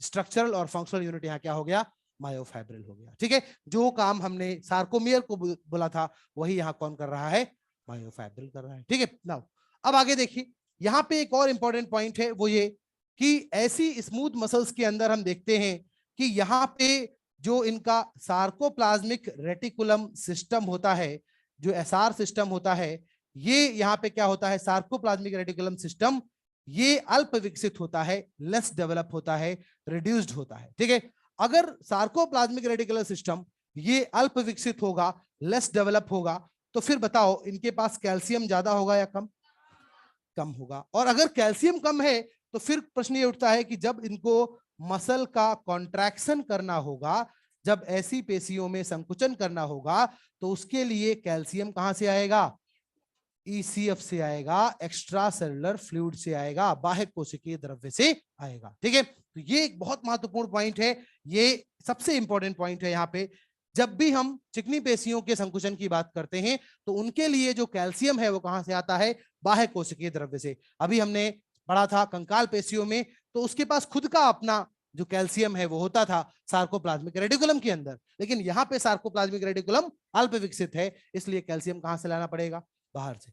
अब एक चीज मुझे बताओ, अगर कैल्शियम बाहर से लाना पड़ेगा तो उसमें समय ज्यादा लगेगा, कम, ज्यादा लगेगा। पड़ोसी के घर से शक्कर मांग के लाओगे तो चाय बनाने में समय ज्यादा लगेगा, सीधी सी बात है ना। तो यहाँ पे वही है ना, अगर अपन बाहर से लेके आएंगे कैल्शियम तो क्या लगेगा, कॉन्ट्रैक्शन में टाइम ज्यादा लगेगा। और यही कारण है कि अगर हम कंकाल पेशियों, हृदय पेशियों और चिकनी पेशियों को कंपेयर करें तो तीनों में सबसे स्लो कॉन्ट्रैक्शन कहां होता है, स्मूथ मसल में। ठीक है, क्योंकि ये पड़ोसी से कैल्शियम मांग के ला रहे हैं। ठीक है, तो यहाँ क्या हो जाएगा, सबसे स्लो कॉन्ट्रैक्शन हो जाएगा। ठीक है, तो सबसे धीम कॉन्ट्रैक्शन यहाँ देखा जाएगा। तो ये हमें समझना था किसके बारे में, स्मूथ मसल के बारे में। ठीक है, अब देखिए स्मूथ मसल के बाद नेक्स्ट जो है वो है यहाँ पे कार्डियक मसल। कहां बेल हुई अभी, कार्डियक मसल। अभी देखिए कार्डियक मसल या हृदय पेशियों को समझते हैं। हृदय पेशियों में, कार्डियक मसल्स में अगर हम देखें तो केवल इनकी संरचना को हमें समझना है। और संरचना में अगर हम देखें तो ये कुछ इस तरीके का होता है, ये यहाँ पे इस तरीके से ब्रांच्ड होती है, शाखित होती है, और उसके साथ साथ यहाँ पे हल्की और गहरी पट्टियां पाई जाती हैं। और यहाँ पे ये केंद्रक आपको दिखेंगे, बीच में एक आपको पट्टी यहाँ पे नजर आती है और इसको क्या कहेंगे, इंटरक्लेटेड डिस्क। पढ़ा है आपने, ठीक है, हिंदी में क्या बोलेंगे, यही बोलेंगे इंटरकलेटेड डिस्क, ठीक है। तो ये यहाँ पे जो है इसको हम कहते हैं एनसीईआरटी की लैंग्वेज में जंक्शन, हिंदी और अंग्रेजी में कुछ भी बोले, लेकिन एनसीईआरटी में क्या बोला गया है वो याद रखिए, क्या होगा, जंक्शन। अक्सर स्टूडेंट्स यहाँ पे कंफ्यूज रहते हैं, उनको इंटरकलेटेड डिस्क तो याद रहता है, लेकिन अगर जंक्शन के नाम से क्वेश्चन दे दिया जाए तो सारे फैल जाते हैं, ठीक है। तो इसलिए आपको याद रखना है एनसीईआरटी में इंटरकलेटेड डिस्क को क्या लिखा गया है, जंक्शन। क्या लिखा गया, जंक्शन, ठीक है। तो याद रखिए यही क्या है, इंटरकलेटेड डिस्क है। तो ये इंटरकलेटेड डिस्क है जिसको यहाँ पे जंक्शन का नाम दिया गया है। अब समझिए कि ये जो कार्डियक मसल होती है, इसमें मेन चीज यही स्ट्रक्चर में समझनी है, ये जंक्शन क्यों बनता है, कैसे बनता है और इसका काम क्या होता है, ठीक है। तो देखिए सबसे पहले मैं आपको दिखाता हूं इसका निर्माण कैसे होता है। सबसे पहले यहाँ पे आप देखिए, ये हमारे पास एक मसल फाइबर है, ये कुछ इस प्रकार से है, यहाँ पे ऐसे, ठीक है। ये हो गया मसल फाइबर। अब देखिए इस मसल फाइबर में यदि हम देखें तो ये हमारे पास क्या सार्कोलेमा होगी, क्या बाहर बाहर क्या होगी, सार्कोलेमा, ठीक है। अब ध्यान से देखेंगे, लिखेंगे नहीं, ये सार्कोलेमा है। यही सार्कोलेमा अंदर की ओर इन्वेजिनेट हो जाती है, अंदर की ओर ऐसा मुड़ जाएगी, और इसके अंतर्वलन से ही यहाँ पे बीच में इसके मध्य में एक सेप्टम का निर्माण होता है, बीच में एक पट्टी का निर्माण हो जाता है, एक दीवार का निर्माण हो जाता है, और उसी को हम क्या कहते हैं, जंक्शन या इंटरकलेटेड डिस्क। तो ये आपको समझ में आया कि फॉर्मेशन कैसे हो रहा है, ठीक है, by infolding of the sarcolemma. जो सार्कोलेमा है वही अंदर की ओर अंदर आ गई, उसका अंतर्वलन हो गया, जिसकी वजह से इसके मध्य में एक बीच में एक पर्दा बन गया, एक दीवार बन गई, और उसी को हमने क्या बोला, इंटरकलेटेड डिस्क बोला, ठीक है। जैसे आप पढ़ते दो ऑरिकल के बीच में क्या होता है, इंटर ऑरिकुलर सेप्टम, या दो निलयों के बीच में क्या होता है, अंतर निलय पट्ट होता है। वैसे ही यहाँ पे दो इनके बीच में, यहाँ पे ये बीच में एक इनफोल्डिंग बन गई, और इसी को हमने क्या कह दिया, इंटरकलेटेड डिस्क कह दिया, ठीक है। नाउ ये हिस्सा भी यहाँ पे स्ट्राइटेड होगा, ये हल्की और गहरी पट्टियां यहाँ पे भी होंगी, यहाँ पे भी होंगी, ये इस तरीके से रेखित इकाई है। अब एक यहाँ पे न्यूक्लियस पाया जा रहा था, एक इधर मान लो न्यूक्लियस पाया गया था। अब आप देखिए यहाँ पे जो इंटरकलेटेड डिस्क है ये बनी क्यों, क्योंकि इस इंटरकलेटेड डिस्क के ऊपर अगर हम देखें तो यहाँ पे बहुत सारे क्या पाए जाएंगे, गैप जंक्शन। क्या पाए जाएंगे, गैप जंक्शन, ठीक है। अब गैप जंक्शन या अंतराली संधियां जो है, इनके बारे में आप लोगों ने पढ़ा होगा, उतक के अंदर पढ़ा था। अंतराली संधियां जो होती हैं, इनका कार्य क्या होता है, ये संचार स्थापित करती हैं, पास पास की कोशिकाओं के बीच में कम्युनिकेशन डेवलप करने में बहुत इंपॉर्टेंट रोल प्ले करती हैं। एनसीईआरटी की एक लाइन है, गैप जंक्शंस जो हैं they allow the rapid transport of ions, small molecules and sometimes big molecules. इनके द्वारा क्या होता है, जो आयंस हैं उनका बहुत तेजी से एक तरफ से दूसरी तरफ प्रवाह होता है, ठीक है। छोटे मॉलिक्यूल्स और कई कभी क्या होता है, बड़े मॉलिक्यूल्स भी एक तरफ से दूसरी तरफ चले जाते हैं। तो ये गैप जंक्शंस यहाँ पे प्रेजेंट है, और यही कारण है कि इंटरकलेटेड डिस्क कार्डियक मसल्स में पाई जाती है। क्यों, क्योंकि अगर बहुत सारे गैप जंक्शंस होंगे तो बताओ कंडक्शन की स्पीड फास्ट होगी कि नहीं होगी। और हम बात किसकी कर रहे हैं, कार्डियक मसल की। कार्डियक मसल मतलब हृदय की दीवार किसकी बनी हुई है, कार्डियक मसल्स की बनी है। जैसे ही ऐसे नोड एक नर्व इंपल्स जनरेट करेगा, तुरंत वो क्या होगा, पूरे ऑरिकल में और फिर नीचे पूरे वेंट्रिकल में फैल जाएगा, ठीक है। ऑरिकल में इंटरनोडल पाथवे के द्वारा और वेंट्रिकल में परकिंजीय तंतुओं के द्वारा फैल जाएगा कि नहीं फैल जाएगा, ठीक है। तो वो इतनी तेजी से क्यों फैलता है, क्योंकि कार्डियक मसल्स में क्या पाई जाती हैं, कार्डियक मसल्स के अंदर गैप जंक्शंस होते हैं, और gap junction rapid transport of ions. भाई अब अगर हम कंडक्शन की बात करते हैं, स्पीड की बात करते हैं, तो आयंस को ही तो हम आगे वहां पे ट्रांसफर कर रहे हैं। नर्व इंपल्स अगर आगे कंडक्ट करा रहे हैं तो किसका ट्रांसपोर्ट हो रहा है, आयंस का। और रैपिड ट्रांसपोर्ट ऑफ आयंस किसके द्वारा होगा, गैप जंक्शंस के द्वारा। बात समझ में आई। तो गैप जंक्शंस जो होते हैं ये यहाँ पे बहुत महत्वपूर्ण भूमिका निभाते हैं। तो ये हमने कार्डियक मसल्स के बारे में देखा। अब अगर इसी क्वेश्चन के बेसिस पे अगर आपको ये पूछा जाए कि ये मसल आपको यूनिन्यूक्लिएटेड दिख रही है या मल्टी न्यूक्लिएटेड, मल्टी दिख रही है, अभी वास्तव में मल्टी नहीं है, क्योंकि ये यहां से यहां तक लेके एक सेल है, और इसके बाद वाला ये पूरा हिस्सा जो है वो दूसरी सेल है। क्यों, क्योंकि बीच में गैप जंक्शन है, और जंक्शन तो दो सेल के बीच में ही होगा ना। क्या जंक्शन किसी एक सेल के अंदर हो सकता है क्या, आपने यही पढ़ा ना, जंक्शन कहां होगा, जो संधियां हैं वो दो कोशिकाओं के बीच में होंगी।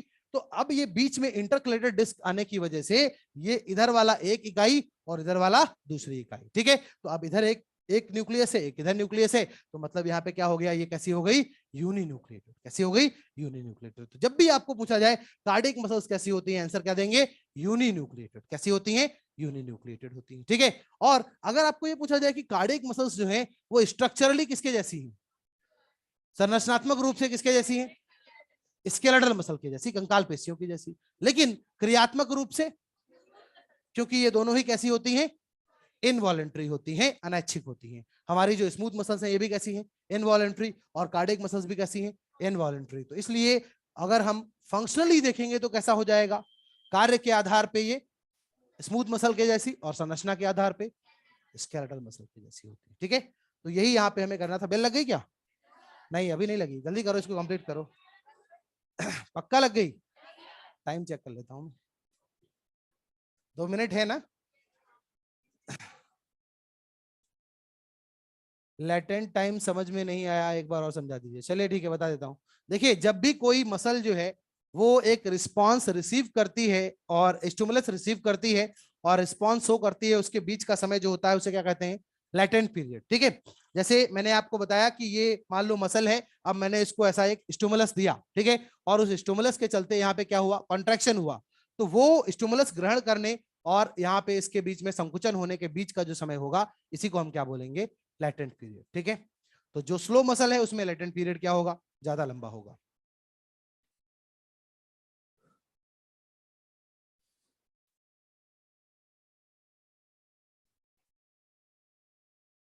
क्या टाइमिंग क्या है क्लास की? 35 तक है पक्का? देख लेता हूँ, भरोसा नहीं तुम लोग का। हाँ 35 तक है, 35 तक है। आप पहले भी बोला था ना आप लोगों ने, हो गया टाइम। ठीक है, तो अभी यहाँ तक रखते हैं, स्मूथ मसल और कार्डियक मसल्स तक हम लोगों ने पढ़ लिया है। और आगे हमें मसल्स तो कंप्लीट हो गया, कुछ प्रॉपर्टीज हैं वो हमें करनी है, और एक डिफरेंस टेबल है वो हमें करनी है कि तीनों में क्या डिफरेंस होता है। फिर उसके बाद हम आगे बोन वाला पार्ट स्टार्ट करेंगे। ठीक है, हाँ।